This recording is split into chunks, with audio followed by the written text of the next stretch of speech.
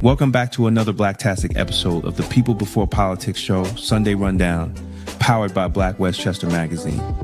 I'm your host, Damon K. Jones, joined by my brother, A.J. Woodson, and bringing that fresh perspective, Larnaz Kinsey. Every Sunday, we pull back the curtain on the issues shaping our families, our cities, and our future, from health and safety to policy and power. It's because our mission is simple. Put the people first, not the politics. It's going to be Blacktastic. Are you ready to put your brand in front of the people who matter? Black Westchester Magazine is your platform. With over 90,000 monthly website readers and more than 250,000 YouTube viewers every month, we give your business unmatched exposure. From email blasts straight to our subscribers, to video commercials, website promotions, and targeted campaigns, we've got the tools to help you connect, engage, and grow. Whether you're a local business, a national brand, a rising entrepreneur, or just promoting an upcoming event, Black Westchester is where culture, community, and commerce meet. Contact us today or scan the QR code and start building with us. Don't just advertise, be part of the movement, be part of Black Westchester, be Blacktastic. Black got a sweet tooth? Come to Cupcake Cutie Boutique in Mount Vernon, where every day is a reason to celebrate. Fresh homemade cupcakes baked with love. Stop by 8 South 6th Avenue and taste the cuteness today. Rep the movement. Get your official Black Westchester merch today. Hoodies, tees, and more at blackwestchestermerch.shop. Wear your voice, make a statement. Damon K. Jones exposes the lies and challenges the gatekeepers in Black politics in his powerful book, Emotional Politics and Logical Failure. Black America needs fewer emotions and more outcomes. Our communities deserve better. On sale now, get the book or audiobook on Amazon, From the Streets of Westchester to the Heart of Hip Hop. Discover A.J. Woodson's powerful collection. Black Westchester, the origin story. We got our own thing. Hip hop from the 9, 1, 4, and Black Westchester celebrate Black women of Westchester. Available now at blackwestchester.com and on Amazon. Gangbangers breaks down how the two-party system operates like a legalized street war for power. Emotional Politics, Logical Failure exposes how emotion has replaced strategy in Black political engagement. Tolerance is for Cowards lays out a blueprint for extended policing and community-led public safety rooted in outcomes rather than slogans. 3 signed books. One bundle $60. That's a $75 value. And you're getting signed copies included. This isn't left versus right. It's results versus rhetoric. Go to twosteppublishing.com and secure your signed political thought bundle today. It's going to be Blacktastic. Its own economy, under segregation, under discrimination, and under conditions most people today cannot imagine. We built businesses. We built banks. We bought land and property. In the Forgotten Blueprint, Damon K. Jones reveals how Black communities created thriving economic systems from 1800 to 1965 and why that blueprint still matters today. This book challenges the idea that our future depends on politics alone and shows how ownership, family, and enterprise once powered Black prosperity. The blueprint is not lost. We just stopped using it. The Forgotten Blueprint, how Black America built its own economy from 1800 to 1965. On sale now at Two-Step Publishing and Amazon. If you found this video informative, don't forget to like and share it with others who need to hear the truth. And for exclusive content and behind-the-scenes access, join the Black Westchester Magazine YouTube membership club today.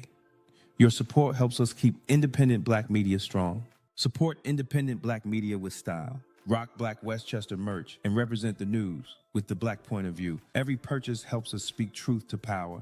Thank you to everyone who supported us through Super Chat. Your contributions keep independent media alive and thriving. We couldn't do it without you.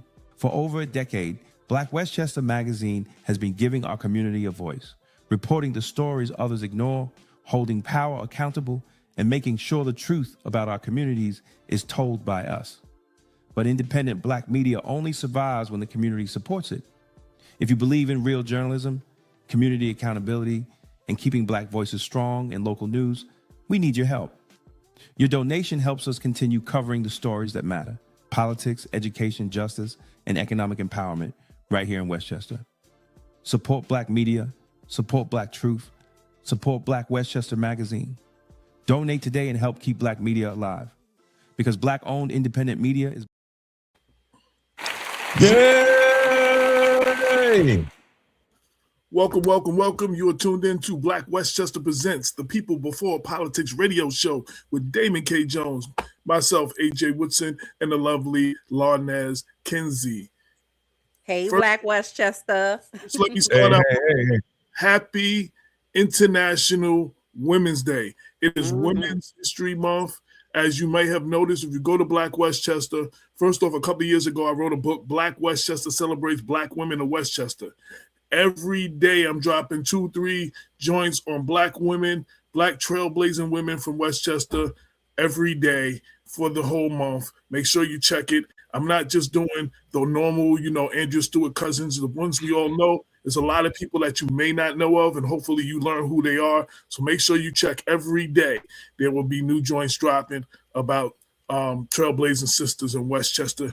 So happy International Women's Month and International Women's Day, and happy Women's History Month. And before we go on, we got our first guest is already here, so if you started out late, let's jump into that, Damon. No. I need to get something out of the way first. Before we jump into our guests, I need to get something out of the way. Can't wait till afterwards. All right, we're gonna do it after the guest. We're gonna get the guest. I'm not sure where that's going, so let's set the mood. But before she come in, I got a little dedication for all. Okay, now that's good. Let's do that for all the Black women out here. Y'all, if y'all been following me, man, y'all know I've been having fun with AI. I've been having fun making my own rap songs and shit, having a great time. But there's one song I made I dedicated to Black women. All right. And I want to just play a little bit, and I just want to see if y'all get it, right? There's some more metaphors in there. I just want to see if y'all get it. I'm just gonna play a minute. Hold on a second. Hold on. Here we go, y'all. Never dance with the devil in the pale moonlight. See, that's when temptation come dressed in diamonds. But I'd rather invest in royalty. Black queens, my preference, my presence, my protection. Let's talk about it. Never dance with the devil in the pale moonlight, because the price of admission is your soul on ice. They lure you with the glitter, champagne on the rocks, but the bill come due with them eternal locks. I've seen brothers gamble hearts just to chase that thrill, only to wake up empty with the void to fill. Me, I'd rather walk steady with the queen by my side. Her love ain't counterfeit, it's the truth amplified. Black woman, you, the rose in the cracks of the street, turn concrete jungles into soil so sweet. When the world play games, you remind me of the cost. You the compass, the wisdom, the bridge never lost. I ain't blinded by illusions now. I study the art of a woman who been molding kingdoms right from the start. You the cradle of creation, you the rhythm, the song. While the devil plays short, you've been built for the long. Moonlight shadows trying to pull me off track. But I don't fall for the tricks, I ain't dancing with that. Every bar that I spit, yeah, I'm speaking it right. I prefer Black women. They my love, they my light. Black woman, you the jewel that the world try to hide. Every system built against you, but you still multiply. You the sun in the morning, you the moon in the night. You the fire in the struggle, you the truth in the fight. When they call you too strong, I just call you divine. Every scar that you carry, tell a story in time. You the rhythm of the Nile, you the roots of the tree. You the mother, the daughter, every prayer set free. Devil whisper in the dark, come and chase my glow. But your melanin royalty outshine that show. You the poetry in motion, you the song in my chest. You the reason I resist every counterfeit test. No diamond, no pearl could replace what you bring. You the crown on the king, you the strength in the ring. And I ain't dancing with shadows when the stakes that high. I'll be holding to your hand till the day I die. Moonlight shadows trying to pull me off track. But I don't fall for the tricks. I ain't dancing with that. I'll play the full one at the end. All right. I play the full song at the end because I know we got a guest coming. I just wanted. That's what I'm saying. That's how you do it. The devil. I'm not dancing with the devil in the pale moonlight. That's how you start off the show. That's how you start off the show. And if y'all think y'all know what I'm talking about. So as I was saying, so every day I'm dropping jewels on different trailblazing Black women in Westchester. We celebrated Pearl Calls, and several. Oh, I'm sorry. What happened? I don't know what you're doing. What you doing? What you Yeah. doing? Yeah. All right, go ahead. So I got to bring y'all in on that one. today we are celebrating the first woman, an African American chief medical officer and medical director of Children's Village, Dr. Traci Gardner, my friend, my cousin, and I've known her since my cousin was dating her. We went to her birthday party down at Mount Holyoke or wherever that was back in the 80s. Yeah, he's telling our age now. He's starting to hey. Oh, yeah. I told everybody I just turned 60, so I'm proud of my age. It's a beautiful thing. It is a beautiful thing. So we did one. We're doing 1 or 2 a day, and I started off with you. One of the ones I started off, and Daniel was like, "Yo, call her, tell her to come on the show." So we want to celebrate you. Appreciate it. Yes. International Women's Day, Women's History Month. We're celebrating, and I'm gonna celebrate everybody else. I gotta celebrate my family first. You know what I mean? No, So yes. Love that. I appreciate you. Thank you so much. I appreciate you having me. I appreciate you putting me in the book. It means a lot to me, especially in light of the women that are in the book. I really am humbled. I am honored, and hope that I continue to do the work that is deserving of me being in that book. I appreciate you. No doubt. And one of the things I really tried to do with the book, and also with the profiles this month, you all know the same big names that you see over and over every month. I wanted to trickle in a whole bunch that you don't know. Like today, we celebrated the first city councilwoman in Pound Ridge. Nobody knows who she is. You know what I'm saying? Like, I want you to hopefully learn something this month. Be like, oh man, and for us, our young girls to see, there's a lot of sisters doing the damn thing throughout the county, even if you don't know who they are. Yeah. You know what I'm saying? And also when I have a question, when I have a story that got to do with health or whatever, this is my medical expert that I always call for a quote. Yes, I appreciate it. Yeah, no, that you're so right. I mean, I went to Andrea Stewart Cousins's Black History Month event last week, and it was funny because there were so many women on that panel, like every woman on that panel. Actually, even Ken was on the panel. Ken Jenkins was on the panel, and everybody was a first. Right. Every single person was the first to hold the position by which they were on the panel for. Right. And although I'm grateful, growing up, I never thought that there would still be first left to do.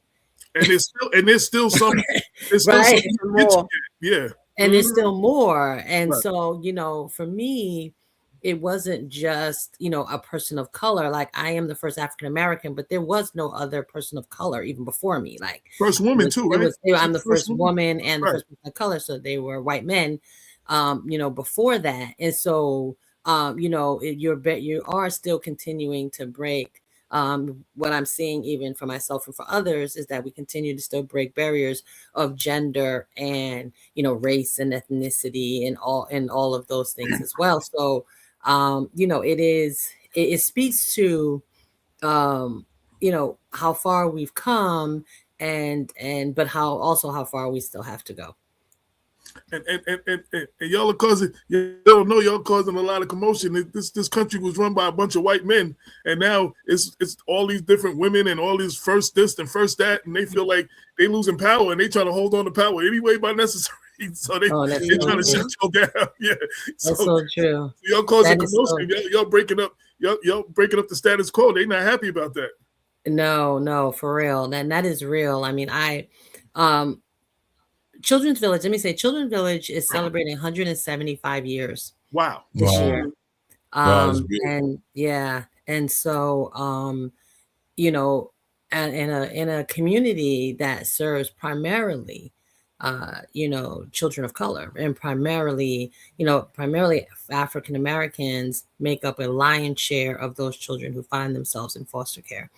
So, for me, when children see me and see me as somebody who looks like them, I think that's an important. And I had a kid yesterday. I'll tell you a funny story.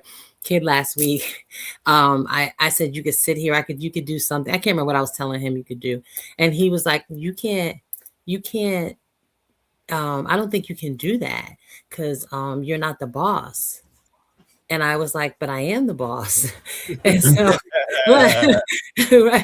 And he was like, I don't think so. And I was like, no, but I am. And so I said, hold on. So you want me to get somebody? And he was like, yeah, I'm going to need you to get somebody. He was like 8. Really? Really? So I went and got 2 nurses and I said, he has some questions to ask you. And he said, is she the boss? And they were like, yeah, she's the boss. And he was like, yes, he's like, yes, she tells us what to do. She runs this whole place. And so, and he was like, wow, but like how pivotal, how important is that? That's crazy. Do you know what I mean? Because in his mind, a Black woman could not be the boss. Exactly. In 2020. Well, I want to say this is my first time meeting you, Dr. Gardner, and any family member of AJ is a family member of mine. And please continue to do this thing, be the first, because Black excellence deserves more airtime than it's getting. I'm tired of struggle narratives constantly surrounding our communities. And it's super important that we shift perspectives, right? And you being in this space with a real lived experience perspective, I feel like they knew exactly what they were doing when they put you there. Yeah. They knew exactly what they were doing. Just like you said, what was that, 100 years? 175. 175. Oh, I'm sorry. Oh, see, there you go. There you go. That's my alarm. If I ain't here, I'm supposed to be. But 175 years with people making decisions for us. Late. I was gonna say if you're 30 minutes late, that tells you you're 30 minutes late, not that you're not here. Right, that's what I said. If this is going on to say, hey girl, you supposed to be on 30 minutes ago. I'm just letting you know. That's hilarious. But what I'm saying is 175 years they didn't have this perspective, right? This closely in tuned perspective to help our kids, right? To help our kids through trauma, to help our kids with resolutions and giving them the tools that they need to combat the world. So I am grateful for you being in this position. I'm grateful for you being here, and I'm grateful to know you. Oh, thank you. Thank you. It is a pleasure. Thank you so much. I appreciate that. Yeah. So let me give you some background. So they hired me in 2019. And it's funny because even in 2019, initially everybody was all excited, but then, just like Obama and everybody else, like it wears off really quickly. Not so much with Children's Village, but like outside, like stakeholders and stuff like that. You start to get a little bit of rumbling. But in 2020, so 1 year after I get the position, we're in COVID. Right. And so and so now I have to like save the world at the same time, a new job. Like, do you know what I mean? And so right. And it was very it was very scary because now you have vulnerable populations in a setting where people aren't even thinking about them. Like in 2020, nobody was thinking. You think about in 2020, think about the time of COVID when you were sitting in front of your television. Think about how many times, if any, you heard anything on the television about foster care system. You can't recall ever watching nursing homes, schools, lots of stuff. But when did you hear on the television anybody speak to child welfare or foster care youth during COVID? Not at all. Only when them babies passed away from the drugs that was in the daycare floor. Right. That's it. Right. Mm-hmm. So, right. And so nobody was thinking about this. And I remember like calling our CEO Jeremy Cahoban. I remember calling him and I said to Jeremy, I said, listen, we're going to have to create a system for foster care. I said, nobody has a system. I was like, I called the Department of Health. I called the Westchester Department of Health. I called the State Department of Health. And I was like, they were like, yeah, we don't have a policy or procedure for COVID for foster care. And I said, we're going to have to create one, which we did. And I will say this, and it's a mixed bag, but I'm speaking my truth. At the time, Cuomo gave us 3 epidemiologists to work with to help us create that. And so that was happening behind the scenes. So even in light of everything that was happening, they were also helping me to create a policy for foster care youth. So for that, I am grateful because we were able to not only save lives, but we were also able to test. Back when people were trying to test like Hunger Games, by March, we were able to test kids. We were able to, by the time the vaccine came out, we were able to give that not only to the children, but to the staff and to parent advocates and foster parents. So we set up a whole system and then we shared that across the country. So I spoke to people in Oregon, I spoke to people in Virginia, I spoke to people all over this country and shared that policy with them. And so that no one else would have to like try to reinvent the wheel. That's what's up. Yo, shout out to brother Dennis. Greetings from Ghana. You just never know who's watching. So shout out to my brother who's watching in Ghana. Yes. Listen, Dennis from Ghana. I just came back from Ghana in January. So you right on time. Mm-hmm. Yes. That's what's up. Yeah, that was life-changing experience. Listen. Now, I want to talk about something that Larnez was talking about. I want to piggyback off of that.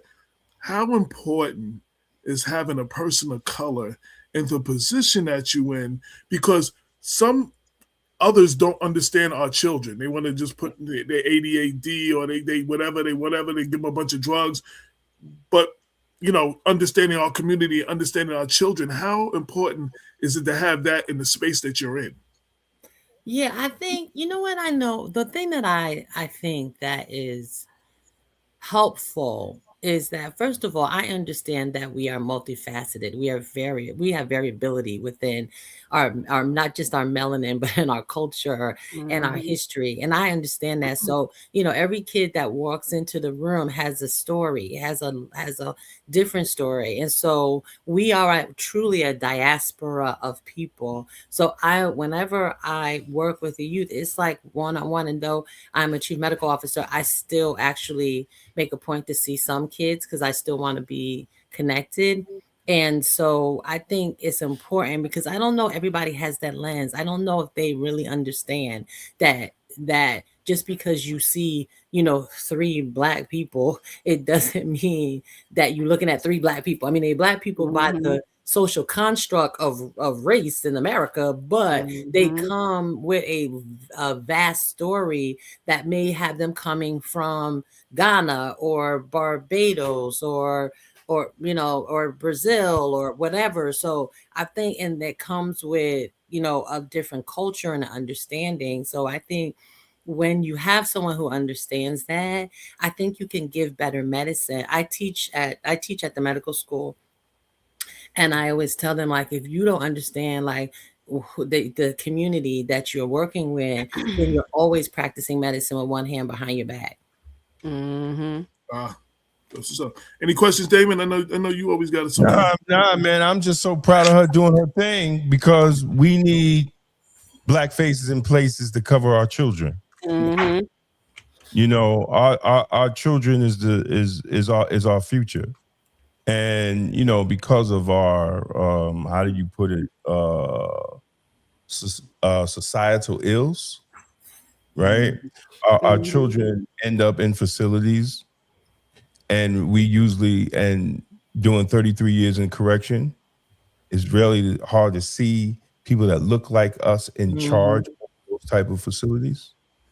You know, last time we had a Black commissioner in the Department of Corrections was in the 90s. And he was appointed by a Republican, and we ain't seen one since. Mhm. So the thing is that we need to be in those places, you know. So hats off and an honor to you for today for being in those places and allowing young Black children to see a Black face in that place that is making decisions to better them. And it reminds me of an incident. Me and my wife went out to Yonkers. And they had a forum, and young Black girls ain't never seen a Black female cop. Mm. They were amazed Yep. that they were Yep. a Black woman cop. That's right. You know, so we still have a lot of work to do. You know, and we just got to be in those places. We got to represent correctly, and we have to try to change the lives of our children for the future. And I thank you for Absolutely. doing that. Thank you so much. And I want to add to what you're saying about, be clear that the child welfare system is if it is a prison pipeline by its systemic structure. Mhm. Right. And so Right. kids get in trouble, they end up on the juvenile justice side, and then they turn 18, and now they're doing stuff they did when they were 17, but now now it's they're adult. So it is, but a lot of it stems from all the social determinants of health and poverty, lack of education, all of the things that, I often say to my team, children should never have to parent themselves. Like, if you're 16, you still got teen at the end of it, right? And so you're still a kid, Right. and so right.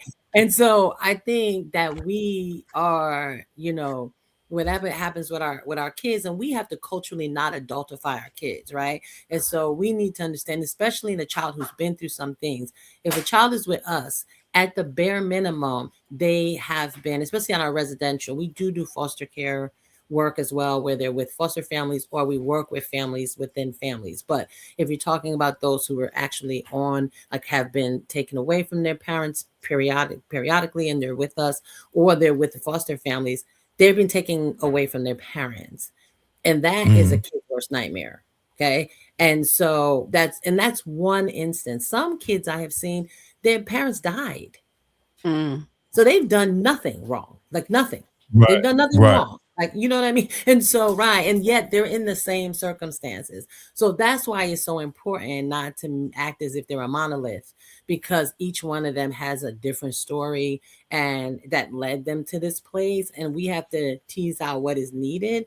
And by the way, all of that in my mind falls under health, because their health and well-being is what's going to help them to to get them to a productive adult. So it's the health pieces, whether you're talking about mental health, physical health, trauma, all of the things that have happened.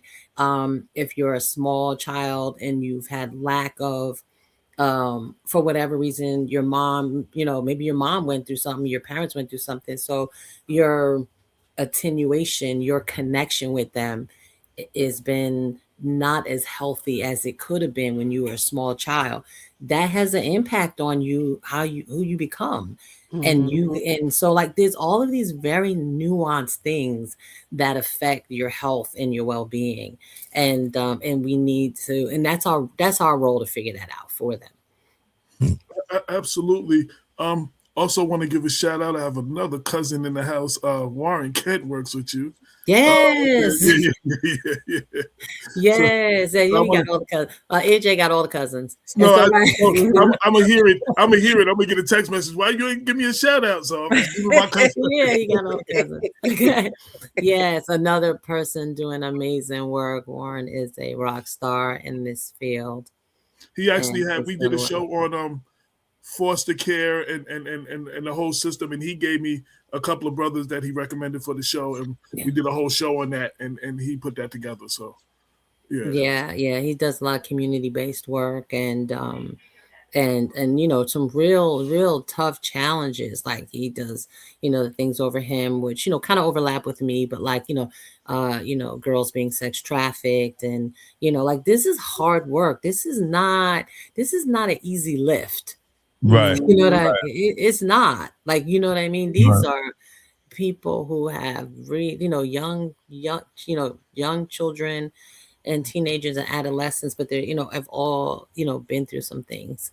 And You were able, actually, we have a friend of mine has a niece who went through the system, and we're not gonna go through that whole story, but she was trying to get in touch with her, and I was calling you to find out some information. He was like, "Oh, she's right here. I just seen her yesterday." She was in there, and you were able to help connect them a little bit. Yeah. That little girl had been through a lot, and so I seen it firsthand what they go through, getting stripped from their families, and the whole process is definitely has that effect on them. And I don't know where she is now. She's in Pennsylvania somewhere now. Oh, So wow. And also too, I don't think people talk enough about, and I don't know, is that the intersectionality of the other systems, right? So we often talk about like sort of the criminal system and the court system, and that definitely plays a role in the and the police are often heavily involved because they find themselves truant or what have you. But the education system, the educational gaps in child welfare are staggering. Yeah, I mean, they are staggering. And we don't talk about those who may have disabilities. Do you know what I mean? Right. And so like there's a lot of like intersectionality when it comes to this particular system, besides the health and mental health. And all they literally are touched by every housing's an issue. There's just it's you're really trying to work at like with every system. Is there anything I didn't ask you that you want to share about Children's Village, about the experience of being the first in that space? Anything that I didn't ask you before you go? And I don't know if Damon and Lonels have any more questions. I have one more question. Shoot, yeah. So I know you said they hired you in 2019, right? So prior to this, was this still your focus? Were you still trying to infiltrate this system with the amount of impact you have now? Yeah, so I owned a practice prior to joining at Children's Village. So I started sort of working at Children's Village in 2008, actually, with young ladies in foster care. So funny, somebody says single mothers. They were single mothers in foster care, but they were still adolescents. So they were under 21 and they had one child. So I was doing parent education for them. So that was my first introduction into child welfare. That was in 2018. And so when I got there, I started doing that work. And then I also started doing some work with unaccompanied minors as well. Children who come across the border alone. So that's a whole another system. And so I started doing that work as well. And then so the combination of all of that, and then seeing some kids in the child welfare system, and then in 2019. So I had been there for some time, for about 11 years before. So I was already sort of doing the work. But in that time frame, it's funny you saying that, because in that time frame, I started doing other things. So for example, I started seeing some of the issues in the other spaces. So I started doing some work with the New York State justice system, and I was placed on the advisory council for the attorneys for children. And so they have an advisory council for that. And I'm pretty sure that was shout out to Judge Kathy Davidson, who said, like, we need to have an expert. We need to have a pediatrician on this. Like, we're talking about families and we don't got an expert. And I had to go through some process for that. I believe I might have been the first doctor, may have been on that. Because I don't know that they had a pediatrician before that. I also then I became the medical director for the Valhalla School District. I was the first woman and person of color for that as well. And then, so I was already sort of in the trajectory of looking at these sort of big systems and how they're impacting children. So now I'm the medical director for the school district that's associated with Children's Village, which is a special education school district. And then then I decided, I need to make sure that we educate doctors, right, while they're still medical students and while they still care about the work and why they get before they become jaded. So I had already started teaching before that. So in 2000 and I don't know 16 or somewhere, I can't remember exactly. They created a job for me. So I was the first to have a job. Which was director of community engagement for New York Medical College, and then they created another job. So I was the first to hold both of these jobs. They didn't exist before me, which was the director of health equity, director of anti-racism and anti-bias. However, in February of 2025, they had to dissolve that position. And that's why I became again the director of community engagement. So to your question, it was like, I think that, like, I always knew, even when I was in private practice, that I had a real commitment to social impact, even in private practice. So I felt like this was eventually I was going to be here just by the trajectory of where I was finding myself in all of these spaces, where I was trying to really advocate for children. I mean, I felt like somebody asked me if my life was a movie, what would it be called? And I said, My Life in Advocacy. Yeah. So I feel like that's what I do. And I just happen to be a doctor. Well, I definitely want to thank you for allowing us to celebrate you. Shout out to your husband, Joffrey, and also shout out to your talented daughter who goes out and does interviews for us. Jalen, she interviewed Ken Jenkins, I guess, when he first got the job or whatever. She did the little video interview with him and sent it in. So shout out to her. And keep doing what you're doing. Actually, I've known you all this time. I just know about you that I didn't know. So I was just like, oh, damn, I didn't know that. So yeah. Yeah, just be grinding and just trying to do the work. Wait. And Damon, she was a DJ back in the days too. I was. Yeah.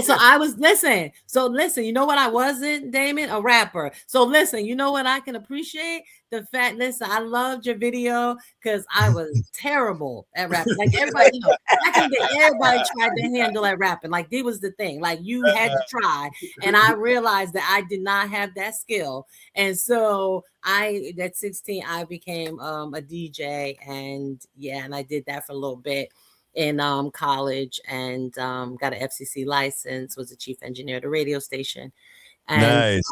And then got a job offer. But I wanted to be a doctor, so I went and took a job as a research assistant. I don't know, like I know there's like DJs out here like making $1 million. I don't know. So you never know. You never know. But you where you supposed to be though. I am where I'm supposed to be. Like I have no regrets. I have no regrets. But I feel like how many people I've met. I know I'm gonna let y'all go, but you know how many people I've met of our generation that DJ'd? It's crazy. I think everybody's trying to do it. They was either trying to rap or trying to DJ. Like this, it's insane. Damon used to be a rapper. Damon used to rap. I had DJ equipment. I think everybody. If you grew up from 1978 to 86. Yep.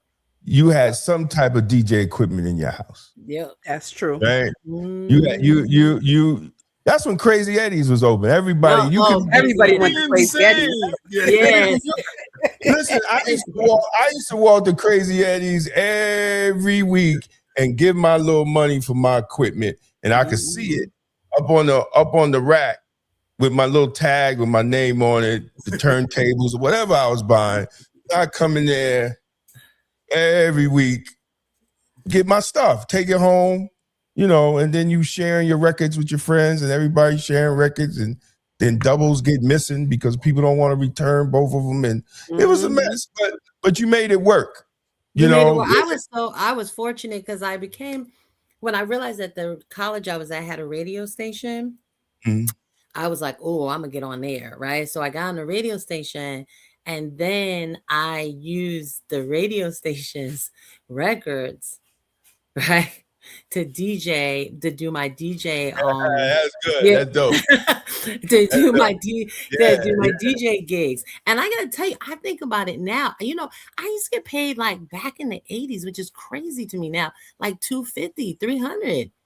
Mhm. In the That's 80s, good I was money. like, yeah, that was like good money back That's then. I good was money. like, yeah, That's it good was. money. It was a good thing. I met Cut Creator on a cruise not that long ago. I was in October, and I Mhm. was like, I was like, oh, my little hip hop heart is full now, because I, as you start to meet people, that you sort Right, of at the right, time, right, right. I think LL and I are like the same age or close to the same age, Mhm. and so, when you start to meet, people who you emulated or Right, tried to, right. I've met Red Alert and some others now since then, yeah, and it's so funny how life is. Yeah, Yeah, and you know what? And the college radio scene yeah, back in the 80s was what was the greatest. I remember a friend of mine, um, he ended up going to this white school up in Connecticut. It was mostly white. And he brought the little crew up there. I remember us getting in a rental car. Back then, you could be 15 years old and rent a car, right? yeah. And it was weird. It's just the times were just so different back then. And we used to drive, and we was just like celebrities, you know, up on the campus, and we used to sleep in the dorm in his room, but go out and do a show, and it was amazing. Like that I don't think these kids will never see what we saw and experience what we saw. And there was no cell phones back then. No, none at all. And none at all. Like we just like you went to the party and you actually danced because you know what? You didn't really have a choice. There was no screen, there was no cell phone, there wasn't anything. Like you actually had to dance. A house party, you was Oh, going man. in there to get it in. You wasn't thinking, Yeah. wasn't nobody on the phone, wasn't nobody texting each other, wasn't nobody. You went down there and get on the way, and you was just trying to find a girl and dance. That's it. Your whole agenda was to dance. That was it. You had no other agenda when you walked in that room. No, my agenda was going to find a girl and dance. Girl, right. And also too, right. I mean, that's also where you met. That's also where you met people. I met my husband. It is Joe, AJ's cousin. I met my husband at a party. Yep. I met him at a party, at a college party. That's where we met. At a college party, and that's what we did. And it's so funny you saying that, because WYBC, which is the Yale Broadcasting Corporation, was big because the Yale Broadcasting Station was primarily, its entire programming was Black music. So we spent that's where I grew up originally in New Haven, and that's where we heard everything. That's where people came. That's where we saw them. It was through the Yale broadcast. It was through WYBC. So when you talk about like white spaces that had like college, exactly, radio, that's what it was. I went to a predominantly white. I went to a BWI. And I gotta see what school Carlton was. It was in Connecticut. Yeah. And when we got on campus, like, yo, where's the black people, bro? Like, we didn't see any black. It was just him. You know what I'm saying? I'm like, dude, how are you the only black guy? And I don't know what school. I have to hit him on Instagram because SM radio. He stayed with it. He ended up having a radio station and stuff like that in Connecticut. He literally stayed with it, and he still does radio. He still does radio in Connecticut. So I have a number of people that I know that still. My first grade friend, which is why I was on the Tom Joy and the Morning Cruise, is a radio. She's a radio personality in Indianapolis. She's a program like a director of operations. I gotta find out what college that was. Yeah. I gotta hit him and say, what college did we go to? But we had a great time. As an artist, it was the college stations that we got most love. The college station Yeah. played us. The colleges booked us. The colleges, we did all the fraternity parties, the sorority party, all the parties for all the events and stuff. We most of our money, we got most love from colleges because we wasn't getting daytime radio love, and it wasn't every commercial station didn't have a mix show yet. You got love, somewhere between 10 and 4 in the morning, you know what I'm saying, on Tuesday, Wednesdays, and Thursday, like just the oddest days. They came on crazy times, but that's where we got all our love. So, yeah, shout out to college radio and everybody who does that. Any last words? Anything else we want to anything else? I just want to thank you again. This has really been a pleasure. I appreciate it. Please, happy to come on anytime, especially if there's a medical issue or something, or absolutely. Chat about. I'm always happy to do that, even if it's about radio. Well, you came on. I think you came on for COVID. I think you came on during COVID. I did. Oh my God, I did a ridiculous amount of ridiculous. At that time, I did which doesn't even exist anymore. Black News Unite something. It was Brian Allen, I think, on that. Did a lot. Yeah, a lot of town halls and listen, let me say this too before I go. I don't know what but we are not prepared, okay, if we are to have another pandemic. Prior to COVID, what we had were and this is important, we had epidemics. Epidemics are regional, right? Swine flu, MERS, which was the Middle Eastern respiratory virus, which was a coronavirus, by the way, and SARS, which was in China, which is a coronavirus, and also Ebola, which was regional to Africa. And so those were all epidemics. So Obama had prepared us for what was to be an epidemic. But by having someone start to create a vaccine for coronavirus, which is what Dr. Kizzmekia Corbett started in 2014, though she doesn't get enough credit. The NAACP honored her last year for her work because it was commandeered by somebody else who claimed that they did it, but it was a Black woman who created the coronavirus vaccine. And that's important to our community because we did not take the vaccine because we didn't understand that we created the vaccine. That's crazy. Okay. Right. Because under a Black president, by the way. That's crazy. Lastly, I want to give you a shout out. I see your chain jingling. Yeah. So, as two fathers of daughters who are AKAs, shout out to you. Absolutely. Yes, I appreciate it. Yes. I just want to mention Dennis over here from Ghana said that he was the person that drove you. No way. Yeah, so you got a fan. All the way from Ghana. That's amazing. He said, "Great to see you again, Dr. What Traci." happened? Oh, bless you. Oh, that's amazing. Well, this how small the world is. Yeah. Wow, that's crazy. That's crazy. Yes, that was an unbelievable experience, Dennis. That my trip there was life-changing, and I highly recommend that everyone step their foot on the continent of Africa, because it really, I'm gonna say, I will say this, and I think it really speaks to what we're talking about today.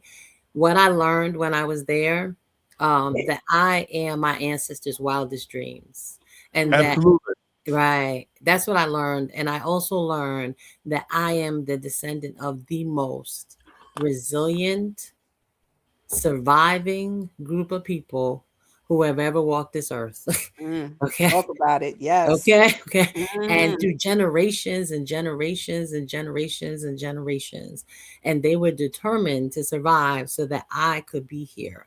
And so that was not lost on me, and it changed.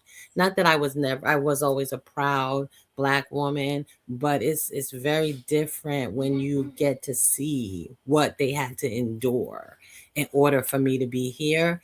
And I can never repay that debt. So I am responsible to continue to be an advocate for people who look like me, but just the human race, and to make people feel seen and heard. So I'm grateful for that. So Ghana I will always have a special place in my heart because it really was life-changing for me. Absolutely. Well, thank you for all that you do. We wanted to give you your flowers again. Thank you. You know what I'm saying? Women's History Month, International Women's Day. Dr. Traci Gardner. Thank you. Salute you. Thank you. Thank you. Thank you all. Thank you. I appreciate you. All right, then take care. All right. All right, bye. Bye-bye. I'm gonna edit that part of the show and just post it separately for Women's Month. Absolutely. So we're gonna do that later on tonight or tomorrow. You'll see that, and we'll share that. We also, I also sent y'all a link. I booked somebody, since it's Women's Month. I booked somebody for the show next week, dealing with Jacqueline Glass, the creator of the documentary Sisters Getting Well. Talk about health and wellness and stuff. It's gonna have a great health and wellness conversation, and talk about her documentary and everything. So I think that's important. We not only celebrate the achievement of our sisters, but we talk about, like Damon did an article on this Women's History Month. Can we talk about mental health with our Black women, or prioritize mental health with the Black women? Absolutely. So he did that last year. I reposted that. So we need to address these things as well. Not just talk about this one was first and this one was first, but we need to take this space and address these issues as well. So yes. Yeah, absolutely. Just received a call from Percy in Ghana to tell me that my friend Dr. Traci is on air live. But yeah. Shout out to Dennis. This is his first time tuning into the show. Hope you enjoy what you see, brother. And if you do, make sure you come back. If you're watching this, you'll see you on LinkedIn. We're also on YouTube and everything. Make sure you like, subscribe, make sure you're following us and all that good stuff. Now we're going into the segment that Damon likes to call the Sunday Rundown. Yes, Sunday Rundown, man. We in the beginning of the show, it said the show is never afraid to say what need to be said, so you don't know what you might hear during this portion of the show. So strap up and get ready, because it's about to go down. Yeah, so we got a little Sunday Rundown, and I'm doing I'm doing a full show on Tuesday about this, but I needed, since not everybody that watched the live actually watches the other shows. So I wanted to talk about it because, I tried to speak on it a little on Facebook, and some of the responses was kind of was actually kind of disappointing in seeing people. So for those of you that don't know, well, we all should know. If you're Black in America, you know that Jesse Jackson passed, right? Rest in peace, absolutely. Right. And at the press conference, let me move it over here. Now, where did y'all go? I gotta add y'all guys. No. I just trying to make sure.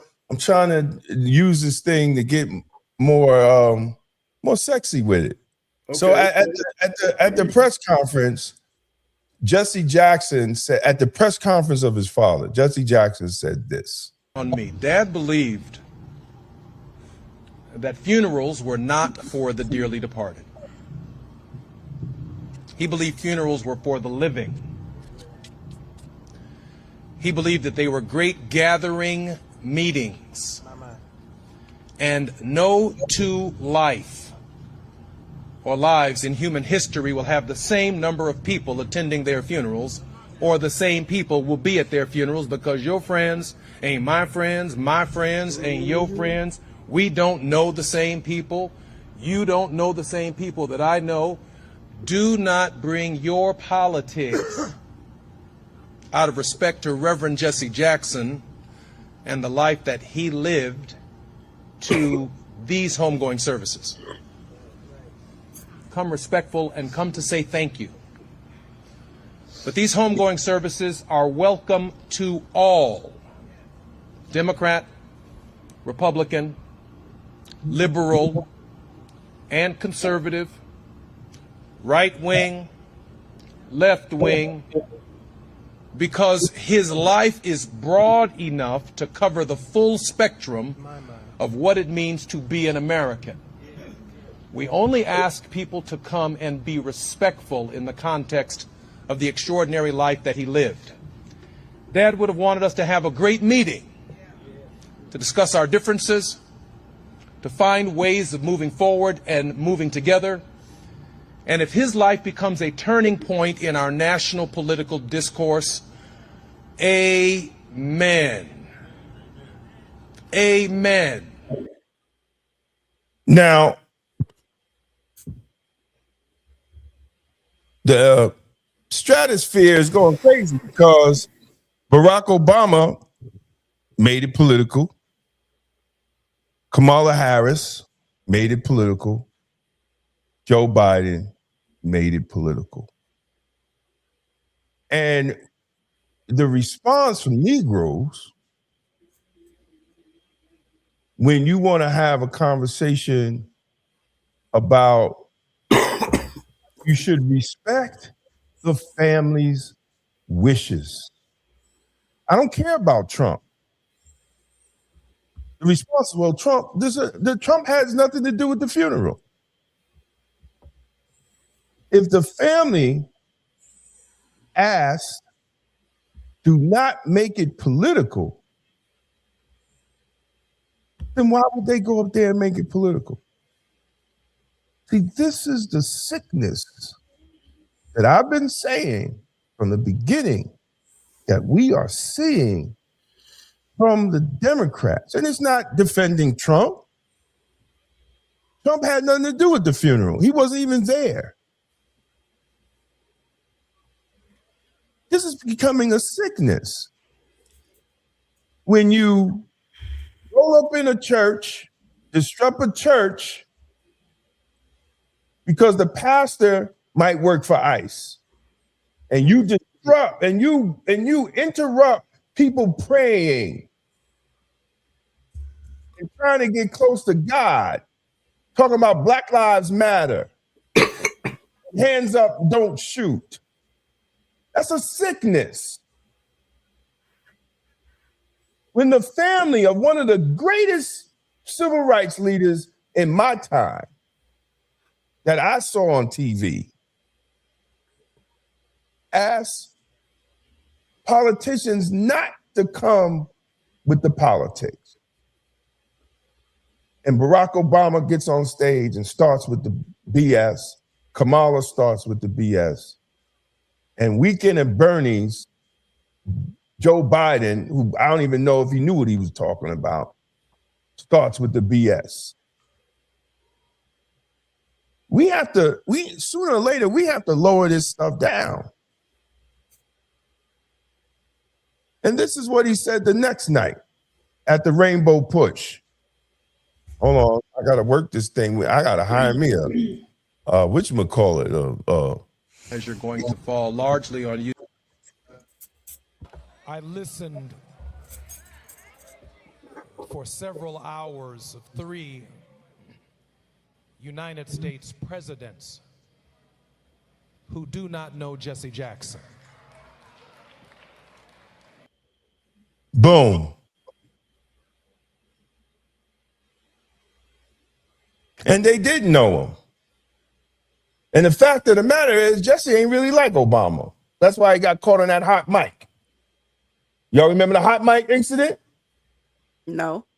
You don't remember the hot mic? What was the hot mic?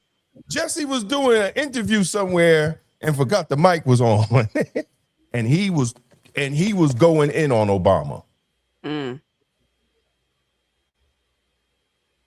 He went in on Obama, but he thought the mic was off.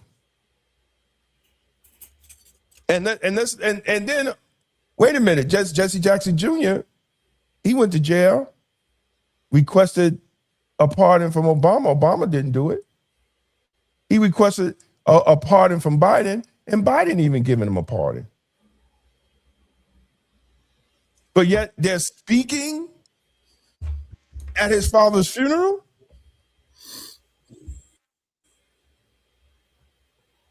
And then they don't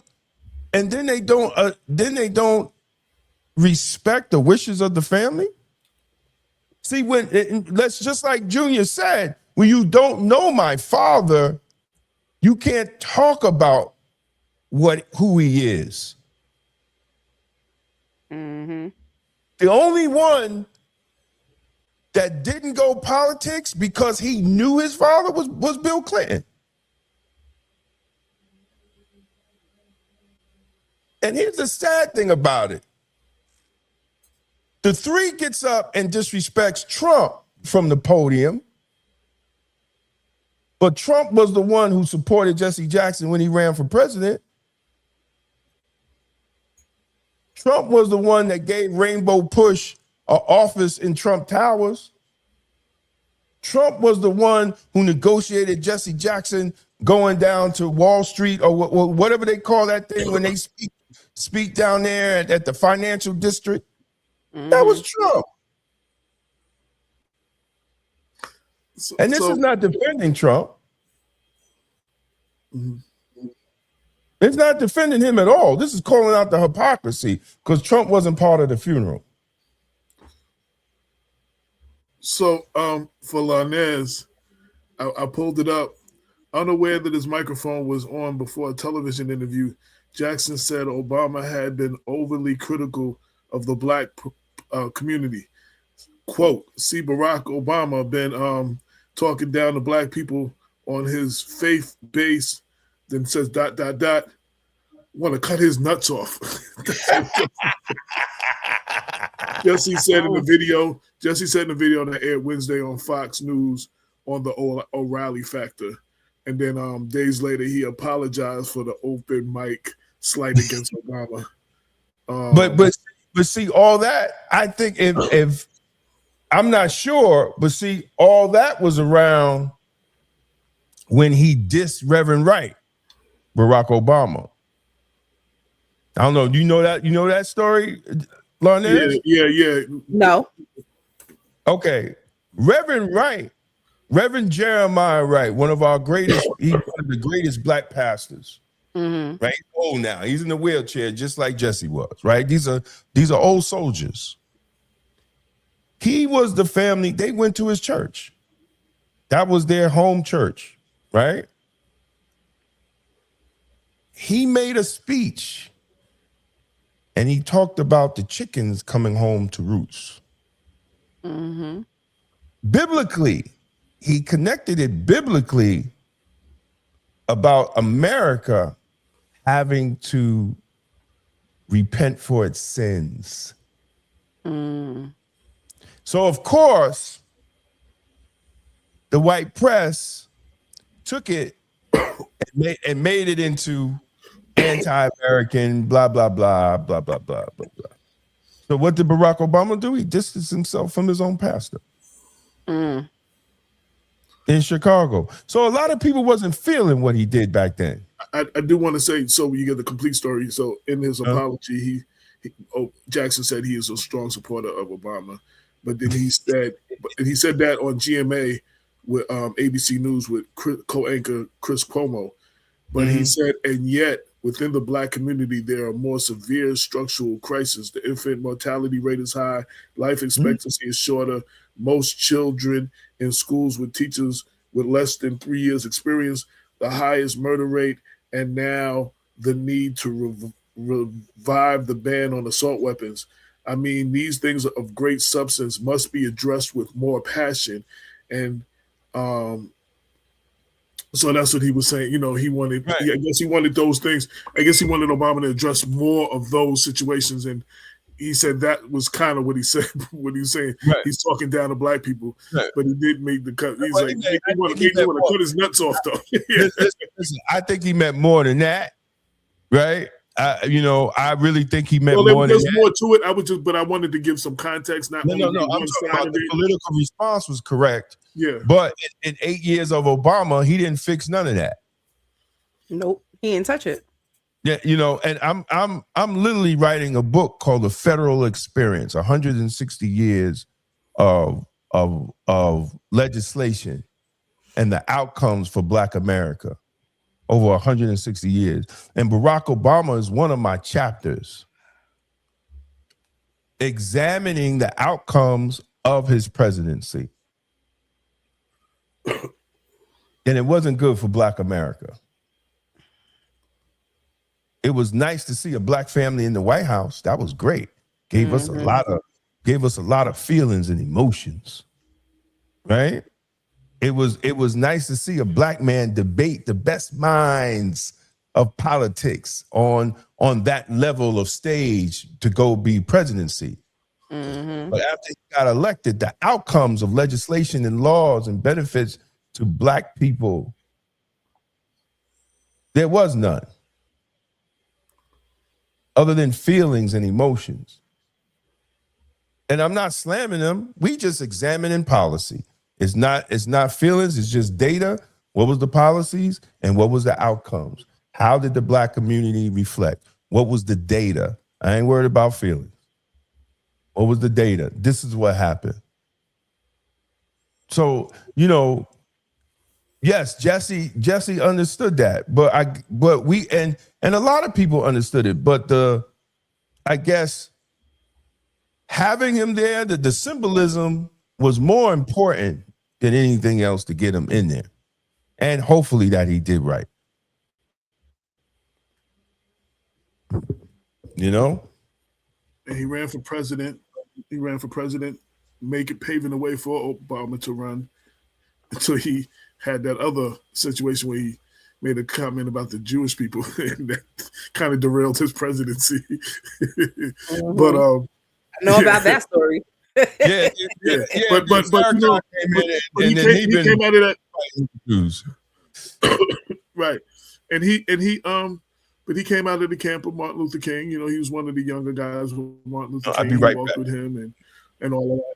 And he also was a big influence on Al Sharpton and others. And so, I didn't get a chance to actually watch the funeral. I know it's available, and so I'm going to watch it later. I've been running around like crazy. But so I want to watch it in its entirety because I've seen little clips and stuff, and I want to see the whole thing. But, we just want to celebrate the life and legacy of Jesse Jackson, what he meant for our community and all that he has done. We get this thing like, ain't nobody perfect. Ain't nobody, you know what I'm saying? Like, ain't nobody got, they whatever, you know what I'm saying? So, we look at these situations and be like, oh, but he did this, but he did that. But yeah, he did a lot of good stuff too. So you got to show both sides, and he paved the way for a lot of people. So we've got to celebrate his life and his legacy. I'll probably do a piece on the life and legacy of Jesse.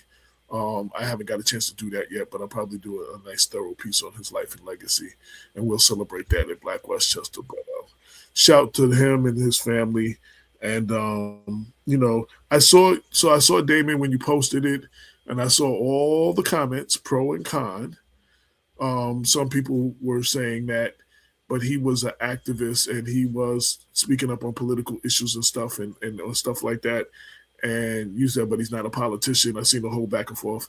Like it got you. It got you. No, but I'm saying it got mad comments. Like you want to. There was an engaging conversation, pro and con, both back and forth. Look, here's the thing. For everybody, if you come on my page, my Facebook page, and you make a comment that don't make no sense, I'm going to check you. It's just straight up. You're not going to use my page as a sounding board for your BS. I've blocked a couple of people already, and one little white boy got disrespected, and I told him. I said, I went on his page and I saw he run for something. I said, the next time you run for something, I'm going to let everybody know you're a racist. Well, and I want to be clear on that too. Because some of these white people think they could tell you anything that Black people, and we talked about this before, that Black people, we don't have a mind of our own. We have to go with what the narrative that they tell us. And Black folks, stop doing that. We have a mind of our own. If you disagree, you disagree. We have experiences of our own. We are descendants of people who was shackled. No, our opinions are not going to be the same as white liberals who's just trying. I don't even know what they're doing. They're insane. I don't disagree with that. Go Brenda ahead. posted the comment that Reverend Wright made, said Obama distanced himself from Wright after comments from the minister's 2003 sermon surfaced. Wright said in part the government gives them drugs. That's true. Builds bigger prisons. That's true. Passes 3-strike laws. That's true. And then sings "God Bless America." He said, "No, God damn America." But not just that, Brenda. He tied it in. If you listen to the whole speech, he tied it into scripture. Right. He used scripture to defend what he was saying. And for those that don't remember, so it was the government that flooded South Central LA with drugs and guns to finance an illegal, unsanctioned war in the Contras. They flooded South Central. So that part, the government gives them drugs, and then the privatizing of the prison system, the prison pipeline, the whole thing. That part is true. So I mean, those things are true. Yeah. Well, I mean, but it is what it is. Obama. So Obama at the time was while he's black, and he's black, but he ain't black because he ain't got. No. But I wanted to make a point. Like Jackie Robinson, when he was the first black person to be into the Major League Baseball, it took him. He wasn't the best Negro baseball player, but some of them Satchel Paige and them other ones, they couldn't. They'd have been. You'd have called them the N-word. They'd have been up there fighting. They'd been ready to fight. They'd have been. He had the demeanor to be that. And Obama, part of the reason Obama was selected is because he had the demeanor to be that. Like, he wasn't going to be too, you know what I'm saying, too pro-black. He wasn't going to be too, saying those things. I feel like he was safe. Well, I feel like us as black people, right? Melanated people, minority individuals, we are comfortable with optics, right? And it's sad to say, as soon as we see a face, we're like, at least the face got in there. And we don't really double down on the decision making, the responsibilities of decision making in those spaces, right? Because you're not just in that space to be the face. You're in a space to be a change maker. You're in a space because now they might have been putting a Band-Aid on the bullet wound, but you have the core tool or the core solution that will help them so they can stop guessing, so they can stop over-resourcing places that other places need resources, but they're saying, oh no, we helped you out. We're working on this project. And then they use their optic to heal that project, that issue, and it causes other issues. When if you would have touched somebody or talked to somebody who was close to the trauma, you may not have taken so long to address the issue. It would have been addressed a little quicker. But us as Black people are so comfortable with optics. Even when Eric Adams got in office, my father lived all the way in Florida. He was like, I'm coming up back. I'm coming to New York. We got a Black man, Eric. Eric in there. And I'm like, Dad. Listen. He's not fighting for anything that you're fighting for. We thought the same thing too until he announced his cabinet. Then I was like, we had him on the show and everything. We had him on the show. We had a big show with him and everything. We thought the same until we saw the Negroes he put around him. I've known Eric since the 90s. And I know the Negroes he put around him. Mm. And I know who got Eric there and who didn't. Mm. And when I saw who was where they were, it was like this. It's over. He's going to fall because of the people that he put around him. And the people that he that didn't keep with him that brought him there. right. And then the people he let fall, like Ingrid. Ingrid is still looking at multiple charges now from the New York City DA. Mm-hmm. And she literally didn't do anything wrong. She literally didn't do anything that any other city hall person would have done. You know, but Eric left her high and dry. So that shows us the mentality of the man. You understand what I'm saying? You know, and it's you know, and it's really sad. But I want to get back to Barack Obama real quick. Then I'm gonna go to the next story. We have to remember Barack Obama don't have our experiences. See, black people, we're so starving for justice. We are starving for justice. We like a crackhead. Anything that look like justice, we gonna snap onto it, even when it's not, even when it's a planned deception. He's raised by white folks. He don't have our experiences. Michelle Obama was the tie to the black community. It wasn't Barack. Southside Chicago. Yep, she came right out of Chicago. Reverend Wright's church was Michelle Obama's family church. It wasn't Barack. He had no connection to black folks other than his African father. So when we talking about he's the first black president, what kind of black you talking about? Cocoa black? Right? Manufactured. So is Kamala Harris. Because when she was in California, she was running as the first Indian. She sure was. Just call it what it is. The first Indian senator, the first Indian attorney general. She wasn't running as no first black. She got your sisters twisted. Excuse me. Bamboozled all of y'all. This is what they do to us in politics. That's why my book is titled what? Emotional Politics, Logical Failure. Because that's what we've been doing. All right. Here's this Negro Mamdani, right?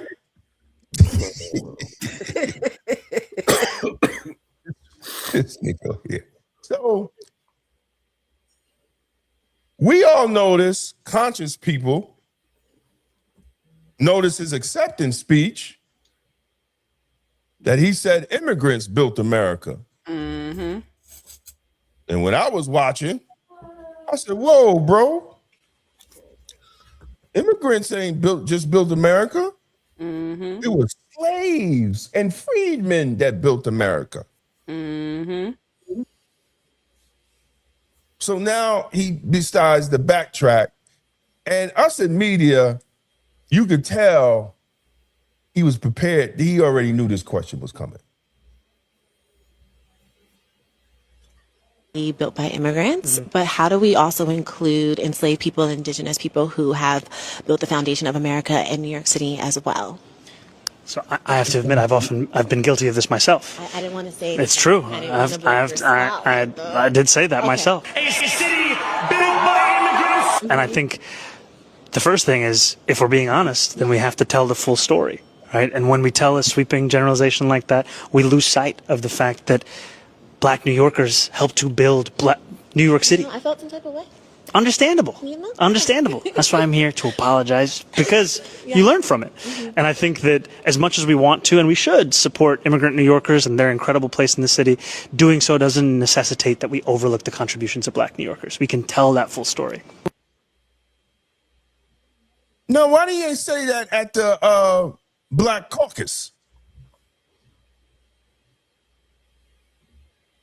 He wasn't talking about that at the Black Caucus. Well, they didn't call him on it at the Black Caucus. They didn't. They didn't. They was treating him like he was praising. Jesus.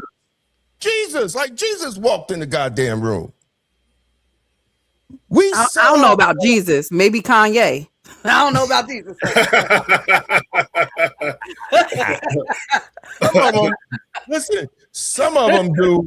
When I was walking around, I'm like, y'all niggas don't lost your mind. But this is how we sell ourselves short. This is how we sell ourselves short. Nobody publicly, not even Al Sharp did, called him to the carpet on that. That little podcast, I think he knew that question was coming. But at the end of the day, they should have called him on that from the beginning. You know, we don't ever do that. I mean, even when Hillary came through Mount Vernon when she was on her Senate run and her presidential run, so many black people be like, you know, they got pictures with her in the Democratic campaign office, and they they didn't ask her about none of the things that she said or none of the things. We need you to do these things. They were just happy to see her and was celebrating with her and took pictures with her. And they're like, yeah, I got my picture with Hillary. You know, we don't utilize those opportunities like other communities where when these people are running, we're like, yo, this is what we need you to do for our support. You know what I'm saying? This is the things we need for you. What are you going to do for us for make them earn our vote? We don't do that. And then we get what we get and then we don't understand why. Yeah. Well, it's hard for us to come out and actually vote, right? I'm helping. I'm just gonna say I'm helping my friend on her campaign, and I'm knocking on doors, and people saying I don't vote, even though you're registered Democrats, right? I don't vote anymore. I'm not voting no more.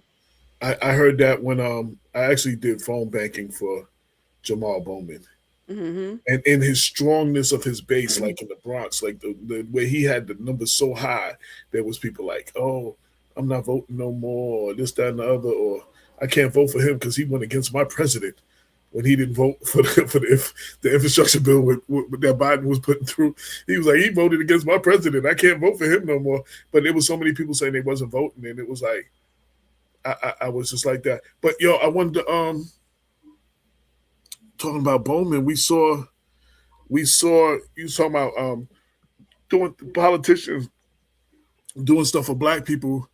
When Bowman got in, I mean, you know, he did his own things to fumble the ball on the 5-yard line. But one of the things he was doing, he was trying to move more for the marginalized communities. And when he ran against, when George Latimer ran against him in the debate, I think it was the News 12 debate, Latimer tried to make that like, oh, he only wanted to do stuff for black people. He wanted to do things that were never being done for black people in those communities. Mm-hmm. But it was thrown at him that, oh, he wants to do, I want to do stuff for the whole community. He only wants to do things for black people. That wasn't true, but he was trying to do more for black people than had been done. And that was thrown at him, and the media ran with that narrative. You know what I'm saying? So it's like, you damned if you do and you damned if you don't. You know what I'm saying? It's like you try to make a difference and you try to do, you know, if you got systems in place that benefit a group of people and you start to try to do things for the group of people that's not benefiting, you're actually breaking down the systems of the people that has been doing something, been benefiting from these systems. Mm-hmm. And it's like, oh, he's trying to take our stuff away. They don't want to acknowledge that the group of people that's not getting stuff that they benefit on these people not getting it. They don't want to address that. And if you address that, it's like, oh no, you try to take our stuff away.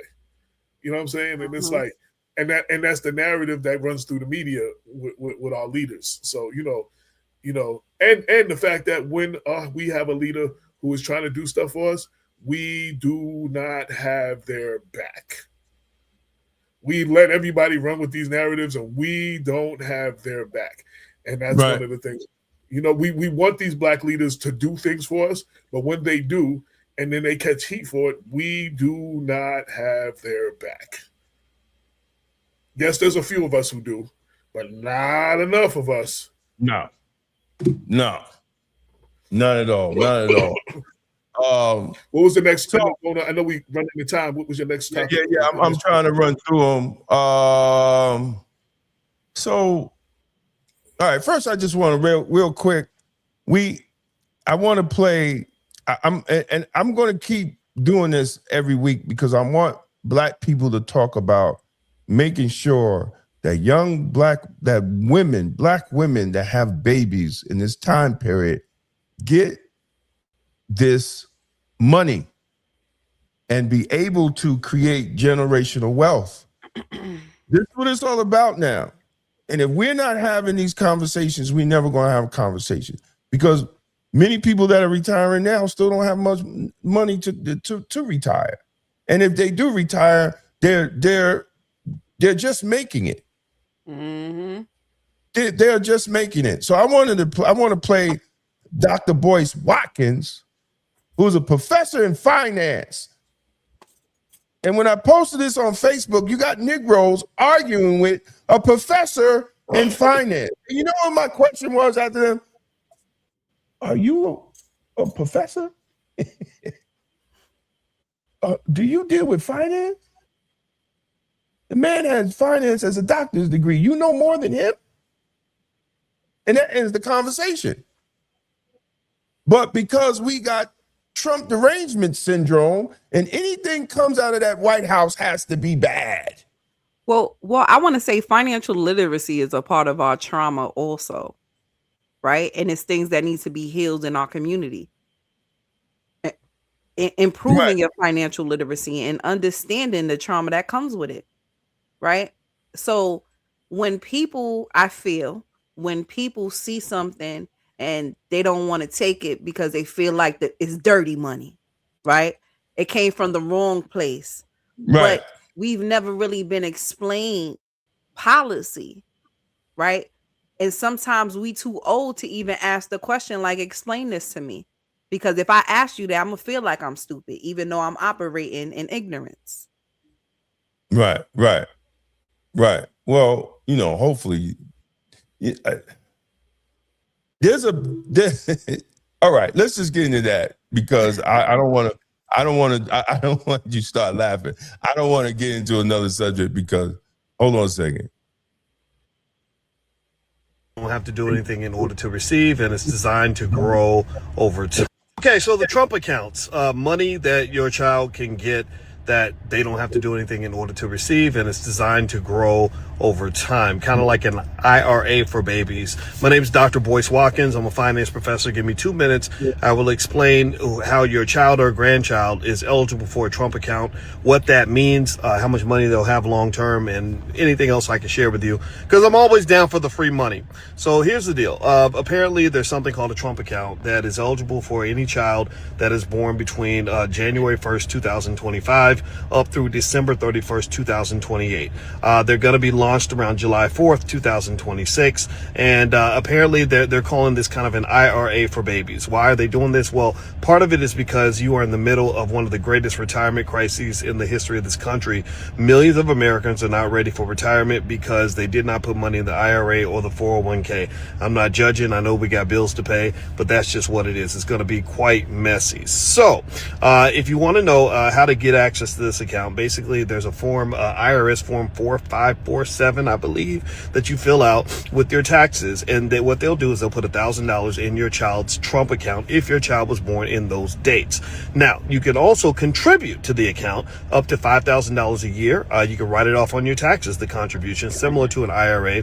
The money can't be touched until the child is 18, and when the child is 18, standard IRA rules apply, which means that if they withdraw the money for an unqualified use, then they will be penalized and taxed like everybody else. So am I mad about it? I'm not mad. It's free money, man. I know it's political and all that, and he's got his name on it, but it's money, and it does actually make a difference, and most Americans actually approve of this kind of thing. So go get your money, man. Do your thing, and make sure you're investing consistently. Here's the deal. Look, if you put that $1,000 in that account when the child's a baby, they're literally going to have like over $400 $400,000 extra money at retirement, even if you don't add anything to it, which is kind of just mind-boggling. But imagine if you're consistently putting a few $1,000s in the account every year or every month for the child, maybe a few hundred every month, the same amount as your car note.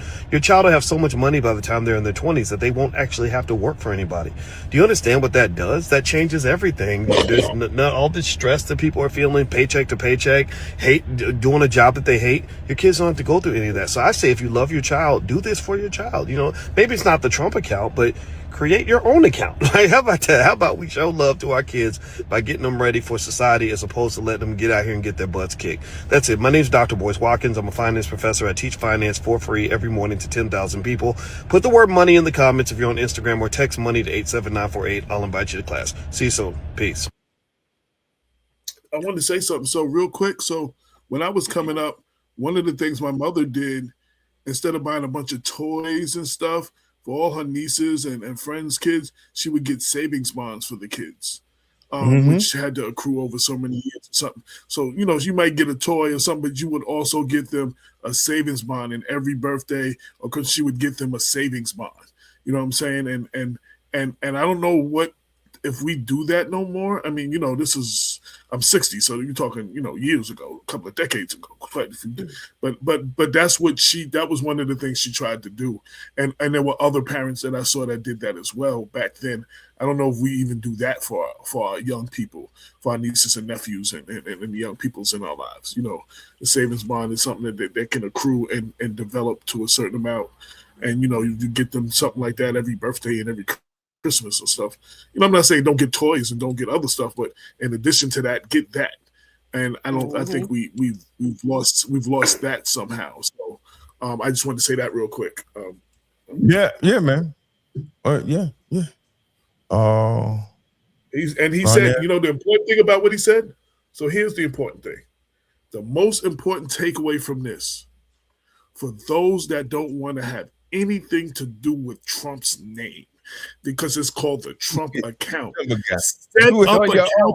Set up one for yourself, and put X amount of dollars in it each month that the kid can't touch till they're 18. I'd say make it 21, not 18. Make it 21. You know what I'm saying? Because sometimes you're 18 and 21, you ain't responsible either. So I say make it 21, and once you do that, have family and friends also put money into that. That is something that you can do on your own. You don't have to, and it don't have to be called the Trump account for people who have a problem with the word Trump. You understand what I'm saying? But utilize, and you heard Dr. Boyce Watkins, utilize what he said and create this ourselves. We're not doing this ourselves. And I think that should be the takeaway from this. Let's take Trump's name out of it, because there will be people who will watch it and be like, "Oh no, it's Trump." So do it yourself. You can do this yourself. So that's the takeaway from this. Go ahead, Larnez. So you know what? And I had this conversation earlier in the week. When I was young, right? I didn't think I was gonna make it past 25, right? So I didn't plan for anything past 25. I was tearing, like I was a wreck with my mother until I was like 24. And then when 25 hit, I was like, oh snap. Like I thought I was going to be gone. I have to start preparing for my future. And we need to start thinking like, let's not, what's that song? 24 hours to live. What would you do? What you do, right? We always think about the 24. That's a real reality for our kids and our communities every day, but we don't look 24 years into the future, right? We need to start shifting that narrative to start looking 24 years into the future to say, hey, I know I'm gonna be here for 24 years. What do I want to see myself do in that time? We don't prepare for that. We just think of all I got is today, and we have to shift from that mindset. I'm complete. Before Damon go, I want to just read a comment, Damon. Damon K. Jones, thank you. This is from Brenda Crump for the Dr. Voice video. It's crazy that nobody's talking about this when Black women have more babies than white women. So who is going to benefit from this? Right. and not only that. That's what I'm just that came from Brenda. I'm going to close this off with an unpopular opinion for all you Negroes out there. Is you starting it like that? Yeah. Unpopular opinion for all you Negroes out there. That should be a section. We need to put a graphic up and do that every week. Unpopular opinion for all you Negroes. That should be a section. Okay, I'm sorry. We know that there will be no president that will honestly outright give black people reparations. Facts. Because number one, we don't have the political will to demand it. And number two, we don't have the cash flow to buy out our politicians. Because we don't have no economic structure as black people. Right? What if, since I said what I said on the post, black women have more babies than white women? Who technically benefits from this bill? With the outcomes? Black women. When we're not looking at when we're looking at outcomes, right? Thank you, sir. He already understand what I'm saying. You get that's a form. If we as a people, as a whole, take advantage of that one piece of legislation, that's a form of reparations for the future. Because our births outnumber white births. So who benefits from that as a whole 20 years down the line? So if Dr. Boyce Watkins, professor in finance, said what? They will have what? At least 400,000? Yeah, they put nothing into it and just let it nothing. $1,000, right? So imagine if every black mother or black parent take advantage of that and put more than just $1,000, because he said just $1,000 you get will turn into 400,000. So imagine if they put $4,000 a year in there, then black children will be ahead of white children in the next 25 years. Think about that. Negroes, think about that. From a president that y'all call a racist, from a president that you don't even talk about this program in the churches or in the communities. When is the NAACP going to have a forum and teach young mothers to make sure they open up these accounts? I think you need to bring that to your president, AJ. Because, see, we need to start talking about that. You two in Yonkers, let's start talking about it. Get somebody that has finance, credibility, and talk about it. And get these young black women with these damn children to get the account and start spending $10,000 on a damn baby shower and put that money in the account. Or they spending $6,000, $7,000 for a birthday party. The child 3. Just to show off to other broke Negroes. Take that money and put it in an account. We got to start thinking like producers, or we're going to get left behind, even worse than we are now. Absolutely. Shout out to Greenberg town clerk Lisa Marie Nero.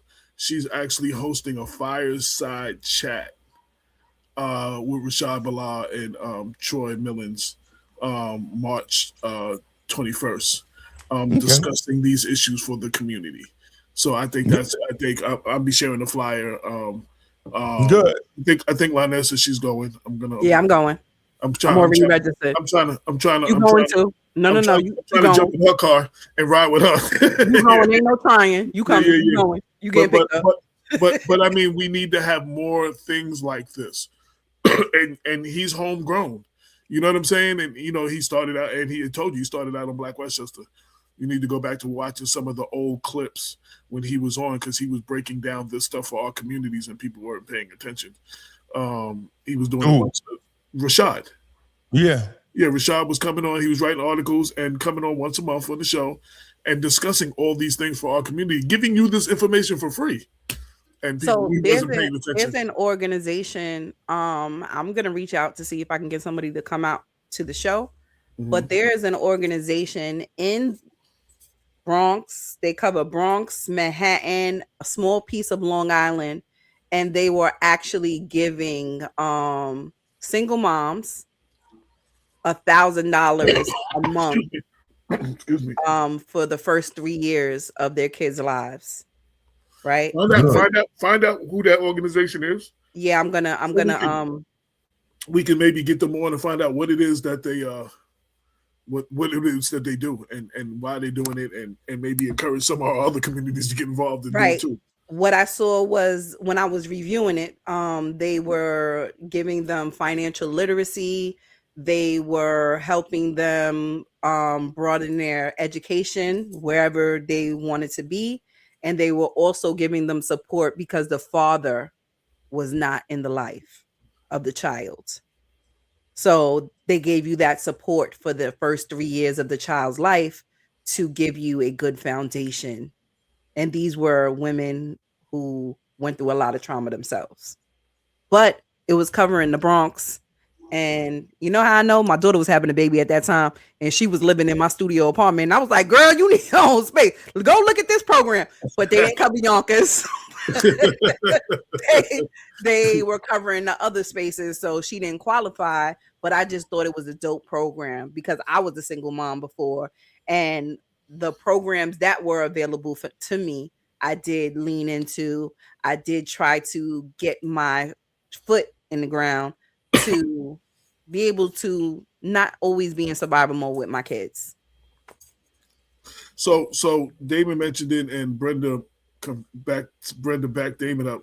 Yes, I am the vice president of the Mount Vernon NAACP, and I will be bringing this up to our executive committee, that we need to do some kind of definitely like what Lisa Marie's doing, some kind of fireside chat or town hall or something dealing with financial literacy for our community, because you know, Mount Vernon, we definitely need that. We need that more than anybody. You need to do it for City Hall too. Well, I'm talking as the vice president. We talk about the resident for the community. Yeah, that's a whole nother. That's a whole nother discussion. Yeah, that's a whole nother discussion. We're gonna try to educate our. We need to do more. We need to do more to educate our community, and I hear that, and hopefully we can pull some of that together. That and civics training. We need training in our civics. We need to educate our people in our civics and financial literacy. And you know, you were talking about how a community is doing, and we talk about our elected officials and the shape of our community. These are things that we need to be doing, and organizations like the NAACP and others need to be leading the charge and educating the community, because we can get more of our community to be more financial literate. Then you're talking about a more, you can have more people thriving in the community, more people doing better in the community, and we don't have to worry about some of the things that the politicians is doing. You know what I'm saying? We need to not put everything on our politicians. Because you know, no, it should be for us. It should be for us. Needs to stand up and do certain things ourselves. We need to, yeah. So we got two more stories I want to get through, and then we out. All right. So Jasmine Crockett lost. If you didn't, I knew she wasn't going to win, right? And here's the thing: Tellerico was the opponent. His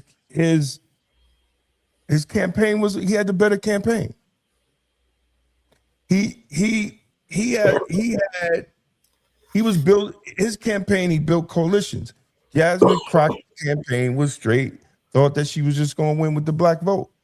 You can't disrespect Hispanics, which she did many times, especially with immigration. Who's gonna do our farms? Ain't you tired of picking cotton? Black folks, we don't pick cotton no more.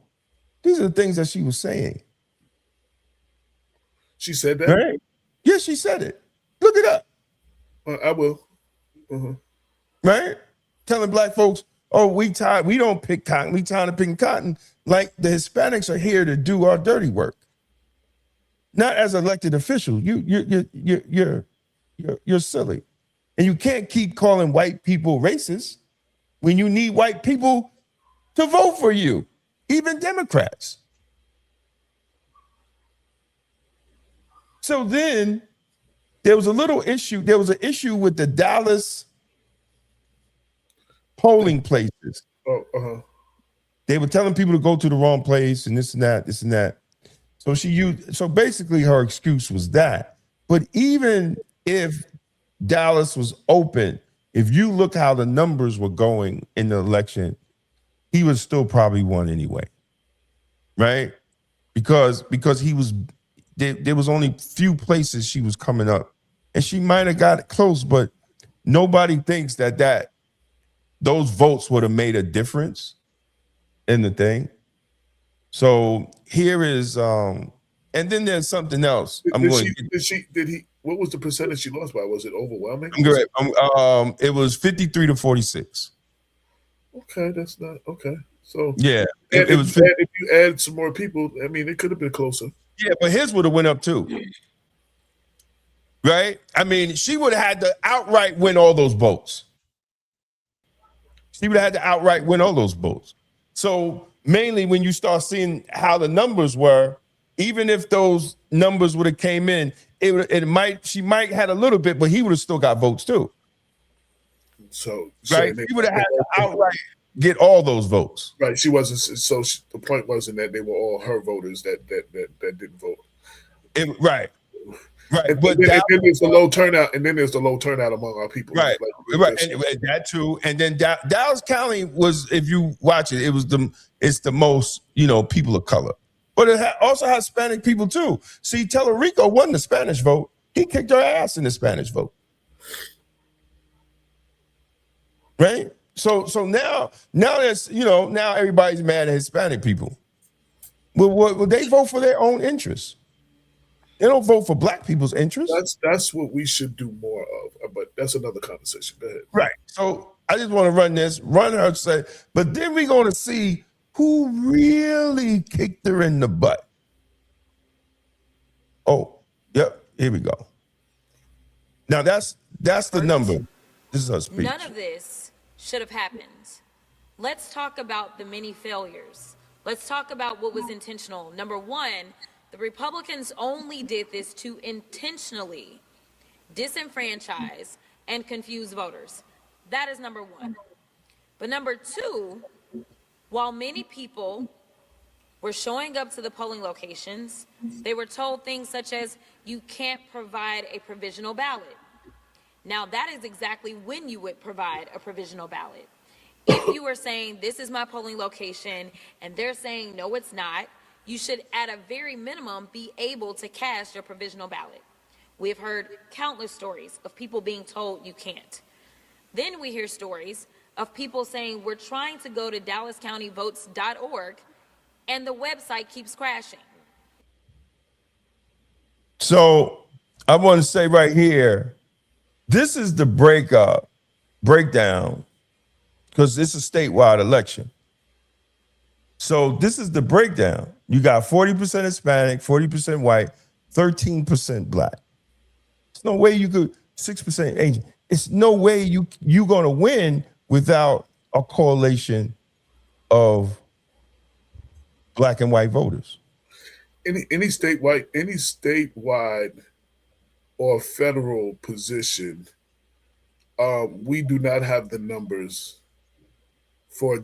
First off, even if we had the numbers, let's say we had the numbers, our voter turnout it would hurt us too. But we don't have the numbers where our black leaders can depend on just black votes.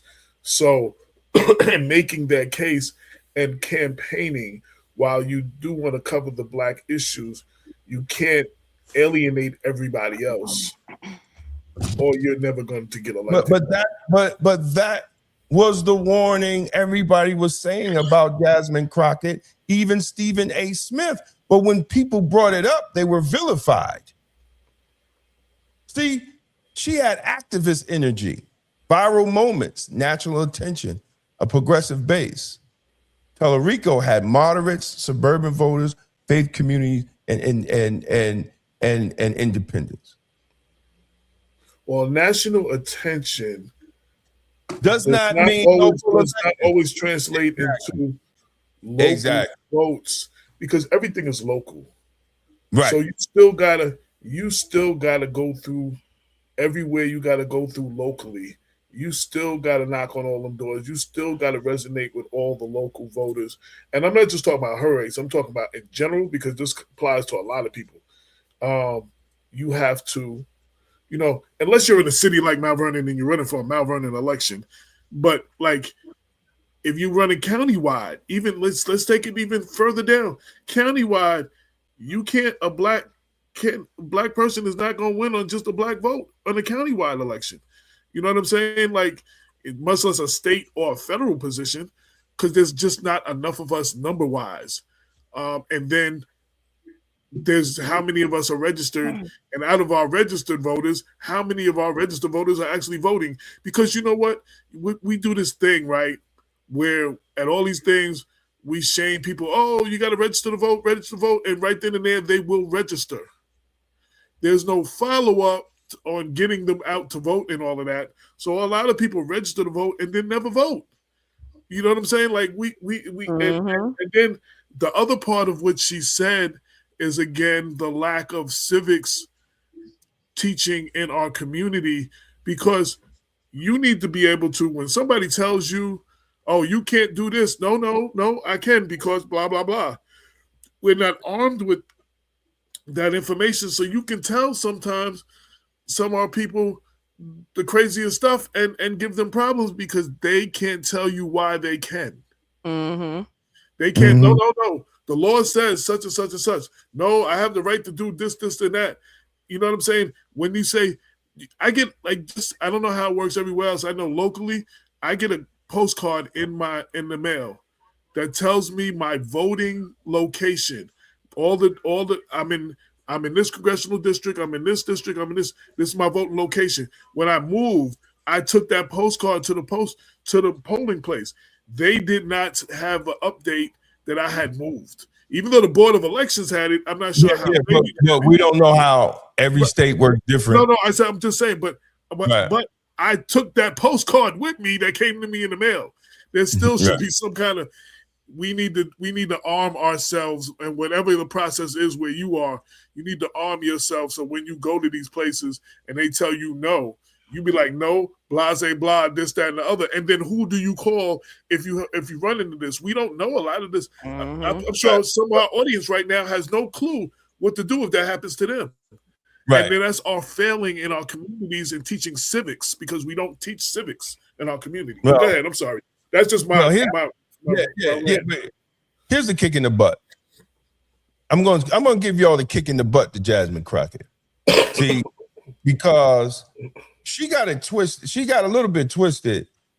The Republicans wanted her to win because she was the better candidate for. They don't want Tellerico to win. Number one, he's white. Number one, he's on that Christian BS, right?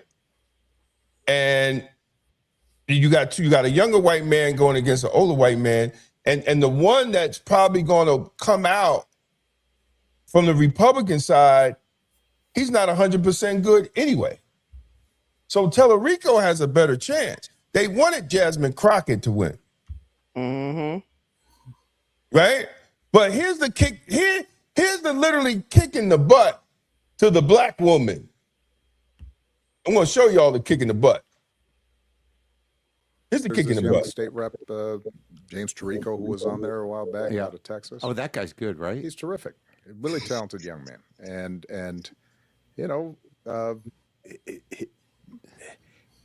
it does require a certain confidence in your actual convictions to debate and have a conversation with somebody who disagrees with you on a whole bunch of stuff. What makes him so good, though? Because there is something grounded about him that you had it too. You know what?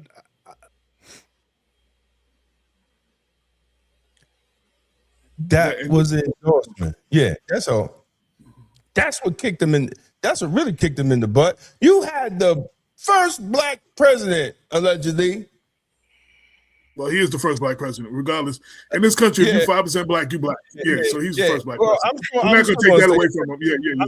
I'm going to say allegedly because of the legislation. The first black president who literally went on this show before the primary and said that by her opponent, which went viral. Right. I know, and I will stand by this though. Whether you agree with him legislatively or not, he was the first black president. We're not gonna allegedly that he was. He might not have done everything in black interest that you think he should have, but he was the first black president. We're not gonna allegedly that. Not all skin folk is our kinfolk. But that doesn't mean he wasn't the first black president. That everything you're saying is true, but allegedly is the only thing I'm gonna push back on. Because he wasn't, there's not allegedly he was. I was because you could be black in I done lived long enough. You could be black in a space, right? And not black in your actions. But that still makes you the first black. You're not allegedly. That's what I'm saying. Allegedly means that legally you're not. You're saying allegedly. To me, if you want to say you black, you better go do black shit. No, your point is right, but that's not what allegedly. That's not what allegedly means. That's not what I'm saying. You can get your black card snatched. Oh, you can. You can get your black card snatched. You could get it, but allegedly, that's not how you lose it. That's not how you. The things Obama when somebody get accused of a crime. And I say that cops are murdered, you say allegedly because they weren't convicted. That's when you use that, like not allegedly black. I'm going to say allegedly because the actions, and especially the last 2 years, the damn things he's been saying. Yeah, but that don't not make you black. You came out the pooch black. Like you can't fix that. Can't change that. If you part black, I mean, you can, listen. As I said. All skin folk and our kinfolk. And if you ain't doing black shit, I ain't gonna call you black. That's me. Well, that's your definition. That's your definition. But we're gonna say, but legally, he was the first black president. How the hell I want to feel, right? Yeah, but Black Westchester is not saying that. Listen, Obama wasn't the first black president. If someone want to come on my page or my website and question my blackness over an article, I could question motherfucking Barack Obama's blackness.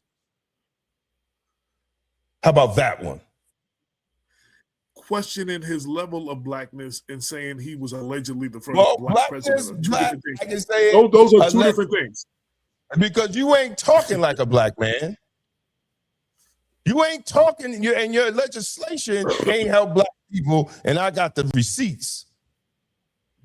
That goes for a lot of black politicians. Well, no, but we talking about Barack. That does not make them the first black. We're talking about Barack. Like I said, hey man, all that feeling stuff is good. First black folks in the White House, all that's nice. That makes you feel good, right? It make little young kids want to at least read shit. They at least want to read. I could be president. Let me read and comprehend something. Yeah, oh, that's great. Right. But legislatively, all I'm saying, historically, you wasn't the first black president. And actually, well, I'm saying, look, historically, and factually, the first black president. Can say what they want to say, but the outcomes ain't black. Take the video down for a minute. What's that say? Tarico had 30,000 volunteers focused on small counties with 1.5 million black voters in major cities staying home. That's how he won. Well, yeah. Well. He raised more money than he did the grassroots thing, and he did the grassroots thing. Is what I was saying before. The national thing is not what gets it for you. You have to touch ground. You have to be grassroots. You have to reach out to everybody in that community. He outspended her. He definitely outspended her. He outraised her, but that didn't help, right? That was the nail in the coffin, right? That was the nail in the coffin. The volunteers have that many volunteers focusing just on the small communities. That's real important. Well, coalition building beats social media presence, right? And just like you said, AJ, being a national figure has nothing to do with state elections. Has nothing to do with state elections. No, it doesn't. It doesn't. Just like having national endorsements. No, national endorsements don't always move the bar and who you're going to vote for in your local elections. Exactly. And that's what Stephen A. Smith was trying to say. And he said a bunch of other that's what got him in trouble. Well, no. But yeah, he did say a bunch of. But his main point was, you're not going to win with what you're saying, and it's true. She didn't win. Mm-hmm. Wait. The Crockett campaign did not have a campaign manager. See? I don't know if that's true. Somebody got to show me that. Well, that's true. Well, I don't know if it's true, but at the end of the day, Stephen was right. It lacks infrastructure and volunteers. That part might be true. I don't know if it didn't have campaign manager. Dude, I hate to say it. Stephen was right. So now let's get into closeout. Partially. Now this, yeah. Huh? Yeah. Well, I mean, partially because right. I'm not saying everything he was right, but what he was saying. Right. I just want to be clear on that. Yeah. Her communications, what she was saying about white people, what she was saying about Latino people, all those things was good on a national level of politics. It helped her raise money. It got her notice, but it wasn't going to. First of all, number one, it wasn't going to get legislation done. When you got to take your piece of legislation into the White House with a man that you call a racist to sign it. That's number one. Well, you got to get it there. You need the other side to vote on it. If you're not working across, see, I came up in politics where Democrats and Republicans worked with each other. That's when I came up in politics where it wasn't just one Republican on the legislature. It was split down the middle, where they had to work with each other. Locally, Reggie Lafayette and Doug Cote worked together a lot. Reggie always talks about that, how they work together. Listen, most of that shit they plotted together. That's how they stayed in power. That too. That's still work. That's still working together though. Regardless, that's still working together. It was like it was like this Joker and the Penguin working together to do bad stuff.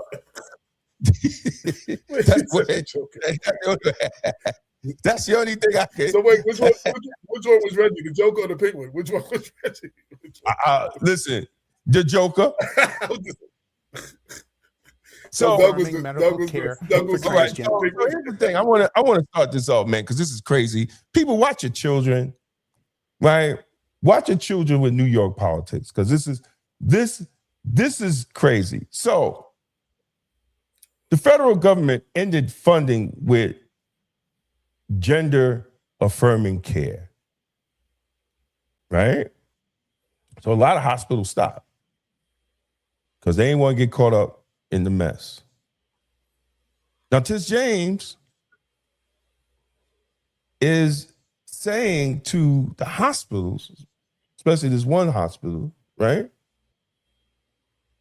If they don't do it, they're violating the rights of the minors. Now, when we're talk about it on the side. I'm gonna. I'm gonna. Okay, this is what, because I gotta. Hold on, let me play it so you The understand. youth, the letter from AG Letitia James says denying care could be considered discrimination. Hospital systems such as NYU Langone began canceling appointments for some children, according to a report from the New York Times.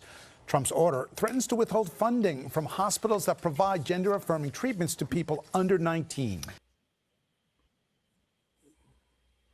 So before we go any further, I have to say this. I have to say this. So I'm not against whatever. Against when you're young, you do not know what you want to be. You are not. Your brain is not fully formed, and to allow a child to have a life-altering surgery or whatever as a minor, I think, like I don't think that's good because we go. How many times you see kids go through something? They be like, "Oh, they're just going through a phase. They're just going through a phase." And the next year they're going through a different phase. And the next year they're going through a different phase. So what if for some, not all, what if for some that is a phase, and then you have this life-altering surgery you didn't that they got to deal with for the rest of their life, and they don't feel that way for the rest of their life. Like you should be a certain age before you. If you're of age, you're over 21, and you decide that's what you want to do, then you're an adult, and you can make a decision, and that's what you want to do. But under that age, what you mean? You should not be allowed to. That should not be. Neuroscientists state that your brain is not fully matured to 25. Right. So now this is why currently I said 21 because it's legal. That's why, like, you're of legal age. Right. You can do everything else at 21. Right, but you're the of legal part age. of our brain Under that age, and I know your brain is not, but I'm saying under that age, you definitely shouldn't be able to do that. You shouldn't be able to do that under that age. And but because this is what I'm saying. If they're contesting, right, kids that are being prosecuted as adults because they did a crime, right? Let's say 18, 19, 20, 13, 14, maybe a violent crime. Right. If they're using this data to negate them being tried as adults, why do you feel that the child is still competent enough to make a decision if statistically they're showing your brain does not mature to 25? I'm not talking about legal age to drink. I'm talking about the part of your brain that controls impulse thoughts, the part of your brain that controls I forgot the title, but basically dangerous acts, right? Fear, taking fear out of things. That's the part of your brain that is not developed. So why a child says, "Oh, I want to be a boy." And you say, "You know what? Let's go have life-changing body surgery because you feel like you want to be a boy." And the sad part is, in California, they don't have to tell the parents. Like, this is the crazy. See, that I have as a parent, that I have a problem with. Again, well, and I'm not sure. Even in New York, I give Larnez with the whole 25 thing with the brain, but at least 21, you're legally allowed to make decisions and do a lot of things. Your brain might not be fully, but at 18, 17, 14, 13, there's a reason why you can't do a whole lot of stuff at that age. There's a reason why you can't do certain things because you're definitely not prepared for that. Like you're not, you know what I'm saying? Like you're not grown. Like you're not at 21, you can grown, you can make your, if your parents told you no, at 21, you can make your own decisions. And that's the only reason I said at 21. If you want to do it at that, you know, we can push the ball to 25 as far as your brain, but you can make the decision on your own. But a kid should not be able to go at 13 and have a surgery like that without their parents without their parents' permission. Like Well, I don't. That part I lose. They lose me on that part. That's the only part they lose me. Here's the problem that God, that's why it is so important. Black people, single mothers, to pay attention to your children. Oh. Have sit downs with them. Like we really have to go to old school where we sit at the tables at night and have dinner and break bread and understand what our children are going through, because you might be sending your child to one of these schools that they're going to send them and to one of these school psychiatrists and start flipping your child's mind to think that they're a goddamn chair or lamp pole or a boy or a girl to a boy or a boy to a girl. This is what they're doing. See, we don't want to have these conversations. This is what they're doing in these schools. Well, They're in the doing doctor's it. office too, because I got kicked out. I think when my daughters were 12, right, and I have a set of twins, so we always go in there together. Her sister's in the room. We all in there. Oh no, you're not going to kick me out. That you cannot be in there when they asking certain questions. And my daughters told the doctor, like, I don't hide nothing from my mother. She could sit in here. They were like, no, we're not going there. I have to ask these questions separately. But this is everywhere. It's the law now. The parent needs to take their child to a different doctor.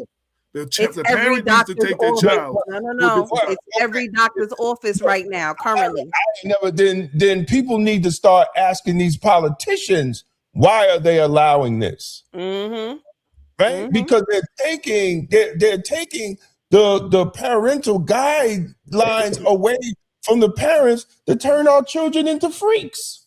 Well, we don't know nothing, because even this, my daughters came home. I was breastfeeding both of them. I didn't have enough milk. I started them on some other milk. I know their father's lactose intolerant. When I gave them the regular milk, it was Machine Gun Kelly. So I switched the milk, right?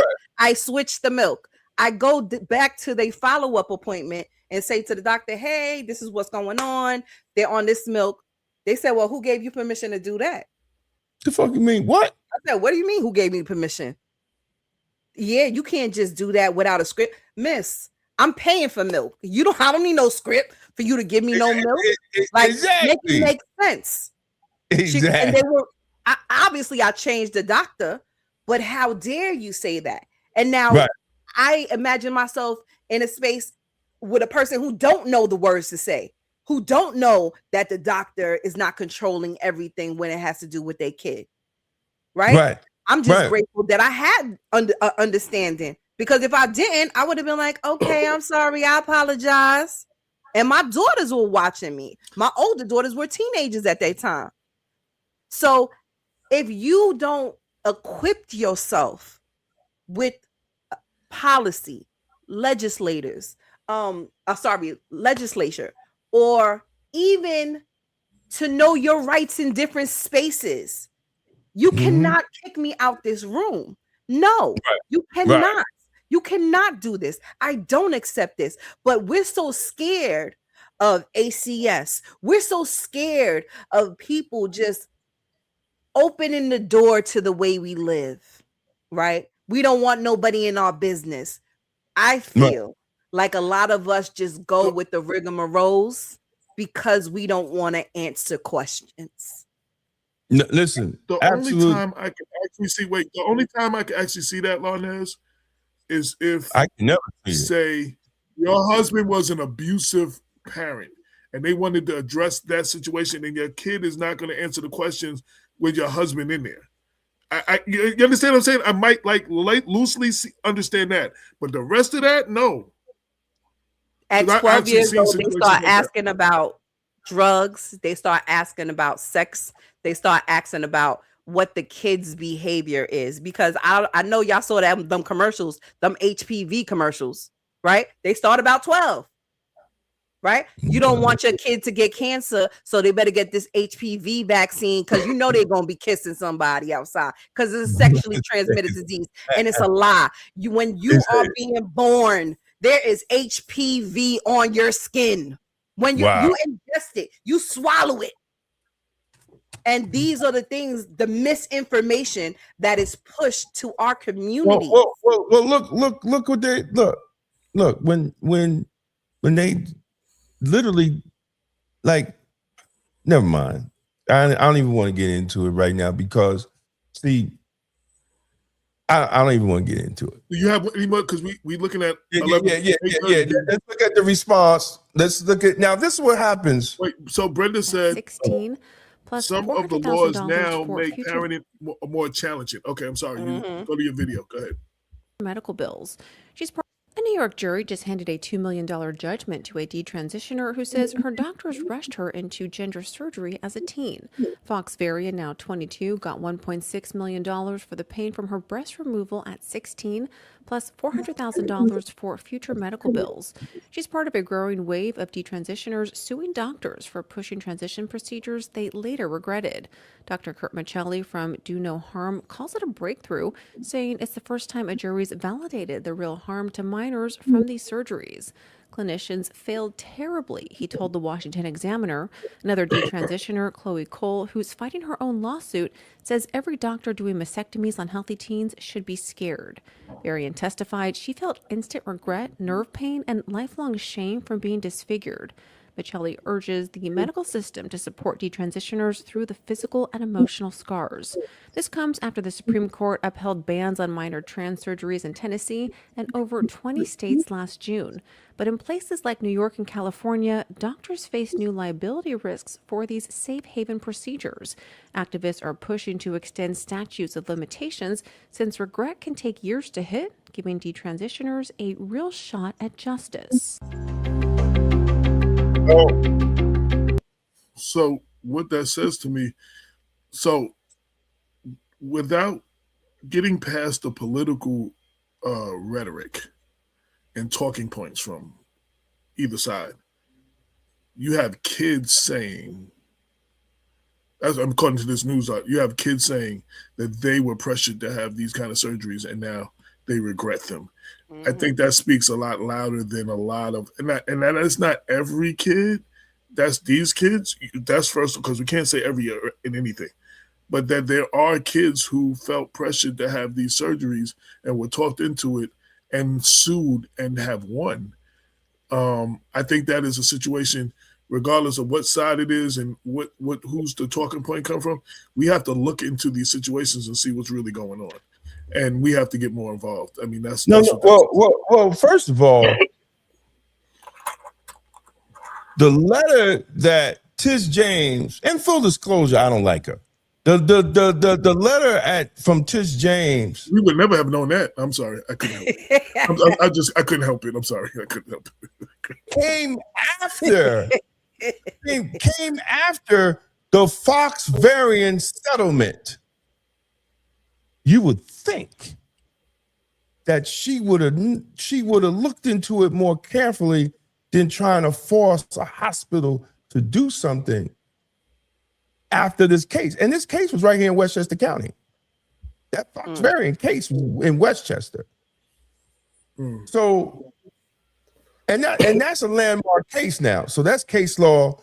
And thank God young women and probably men will be able to follow through from that case, from these greedy doctors and psychiatrists and school psychiatrists and people with different agendas. I won't get into it on this show, but there's agenda. Why would you maintain to try to punish, to use a discrimination law to go after a hospital who's following federal law to stop? To minors. Something is very sick. So wait. So I don't think it's a federal law. So she's saying they would be violating state law? Is that what she's saying? Yeah, state So discrimination. wait, so bigger than her, we got to look at our state representatives. I mean, because again, her job is to enforce state law. So we got to look at our state representatives if they're passing laws that go against. You know what I'm saying? That if that's a law passed by the state, if it's a state law. No. Wait a minute. Wait, hold on. She's saying it's discrimination. That is, it's. You said they're violating state law. That's what it said. No, they're violating state discrimination law, not state law that they could give those surgeries. She's using it. She's putting it under the state discrimination law. She's saying by following the federal government, not giving the surgeries, you're discriminating against them. You're violating the rights of minors or something like that, or something she said. You're discriminating. That's what it said, violating the rights of the minors' rights or something. But I mean, what rights do minors have outside of their parents? Right? And full disclosure, I'm not sure. I know California can push all that stuff without the parents' consent. I'm not sure with New York. And if it is in New York, we need to have conversations with our elected officials on it. And that's what I just said, yeah. We definitely need to have some conversations because people who's going to Rikers just to start getting on right and medication to shift their gender. We have elections coming up, and these people are going to come to us for our votes, and we need to be asking these questions where they stand on this. Mm-hmm. If you feel this is something that you're against and you don't believe, before you vote for someone, just because the Democratic Party told you that that's the person that they're pushing. Before you vote for a person, you need to ask these questions. You need to find these things out. You need to go to whatever forums they're having, and when you got and ask these questions, you need to call their campaign office and demand answers on these questions. Before you vote, before I vote for you, how do you stand on this? How do you see this? What's your stance on that? And we need to be asking all elected officials on the issues that are concerning us before we vote for them. So that's why I said bigger than just her. If it's a state law, we need to be talking to our state elected officials. But yeah, so is that your last one? Because I'm about to be out. It's 8:34. Yeah, I gotta go to work. I got my alarm. There's having an alarm to tell us she's 30 minutes late. I have an alarm at 8:30 that just went off to tell me we 30 minutes late. So everybody, have a black-tastic night and don't fall victim to Trump derangement syndrome. To the people that accuse Democrats of having Trump derangement, no. I got it, and I got it bad, and I don't want to get better. I just want to get worse. Okay? You want to get worse, James? I don't think that I try to conjure up more distaste for him than I have when I wake up in the morning. It's really hard to do. But this is a condition that I'm not trying to get rid of. Why not? Make my disease worse. Why not? Why, James? Why do you want to make the disease worse? Trump derangement syndrome. Why do you want to make that worse? Because in my opinion, he doesn't like the United States. He doesn't like our laws. He doesn't like our allies. He doesn't like our treaties. He doesn't like the fact that we're an inclusive country that is built in a large part on immigration. I don't think I think he's politicized the Justice Department. I think they're making money hand over foot, like you couldn't believe. Mm-hmm. And I think the guy can't stand the country I love. And if you said, well, somebody's capital gains tax, or somebody doesn't think that we should have affirmative action, I disagree with you, but I'm not going to tell you that I think you hate America. I think you got some bad priorities. I don't think Trump likes the United States. Okay. That is what I think. How do you feel about people who... Are you ready to put your brand in front of the people who matter? Black Westchester Magazine is your platform. With over 90,000 monthly website readers and more than 250,000 YouTube viewers every month, We give your business unmatched exposure. From email blasts straight to our subscribers, to video commercials, website promotions, and targeted campaigns, we've got the tools to help you connect, engage, and grow.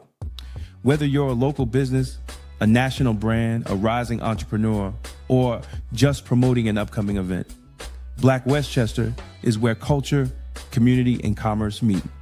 Contact us today or scan the QR code and start building with us. Don't just advertise, be part of the movement, be part of Black Westchester, be Blacktastic. Rep the movement. Get your official Black Westchester merch today.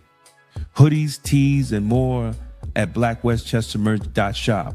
Wear your voice, make a statement. Damon K. Jones exposes the lies and challenges the gatekeepers in Black politics in his powerful book, Emotional Politics and Logical Failure. Black America needs fewer emotions and more outcomes. Our communities deserve better. On sale now, get the book or audiobook on Amazon, From the Streets of Westchester to the Heart of Hip Hop. Discover A. J. Woodson's powerful collection. Black Westchester, the origin story. We got our own thing. Hip hop from the 9, 1, 4, and Black Westchester celebrate Black women of Westchester. Available now at blackwestchester.com and on Amazon. Gangbangers breaks down how the two-party system operates like a legalized street war for power. Emotional Politics, Logical Failure exposes how emotion has replaced strategy in Black political engagement.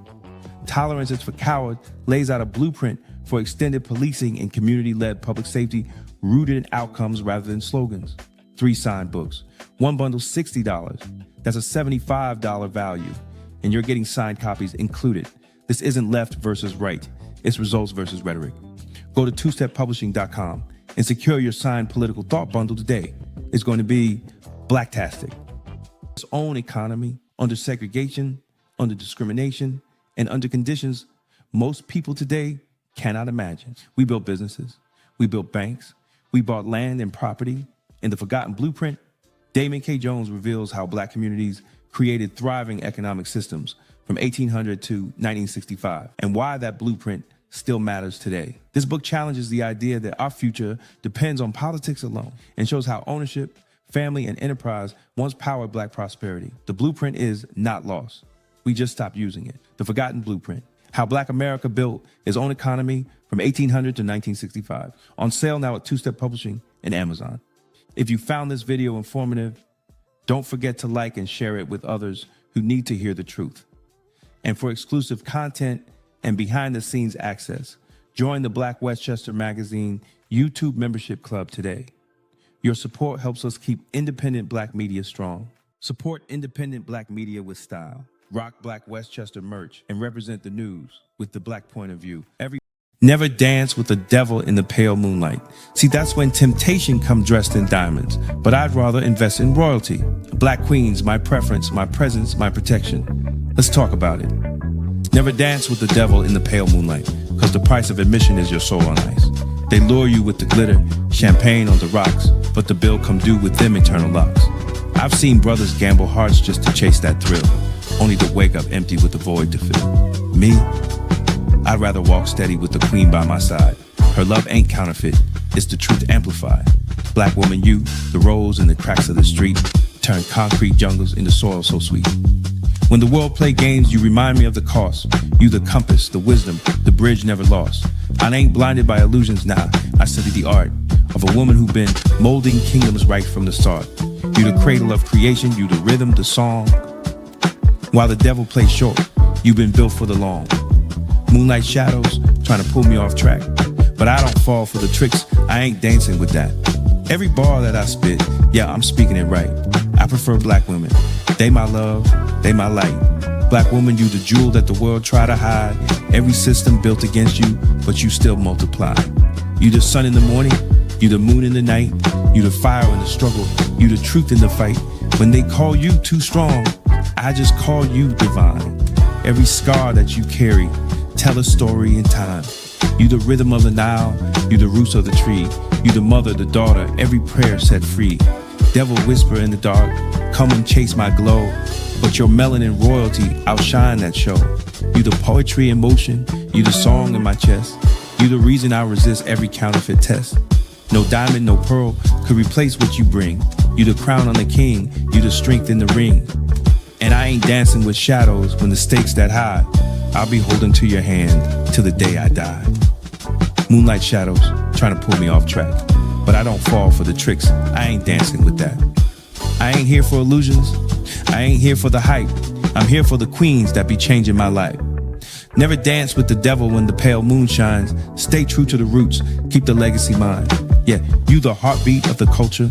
You the pulse of the land. You the blueprint, the architect, the touch of the hand. You the vision that Marcus Garvey dreamed in the night. You the echo of the struggle when we stand and fight. They've been trying to write you out. They've been trying to erase, but the truth still remains. Can't replace your face. Thank you for watching another Blacktastic episode of the People Before Politics show. Sunday Rundown, powered by Black Westchester Magazine. We appreciate every single one of you who tuned in, commented, shared the stream, and joined the conversation. Your support is the reason independent Black media continues to thrive and speak truth without fear. Every week, we show up to bring clarity, accountability, and real community insight to the stories that matter. And you show up with us. Whether you're watching on YouTube, Facebook, LinkedIn, or X, we want you to know that your voice, your engagement, and your presence make this platform stronger. Thank you for rocking with Damon K. Jones, AJ Woodson, and Larnez Kinsey as we break down the issues that many outlets ignore. And thank you for supporting a space where Black thought, Black leadership, and Black truth-telling still matter.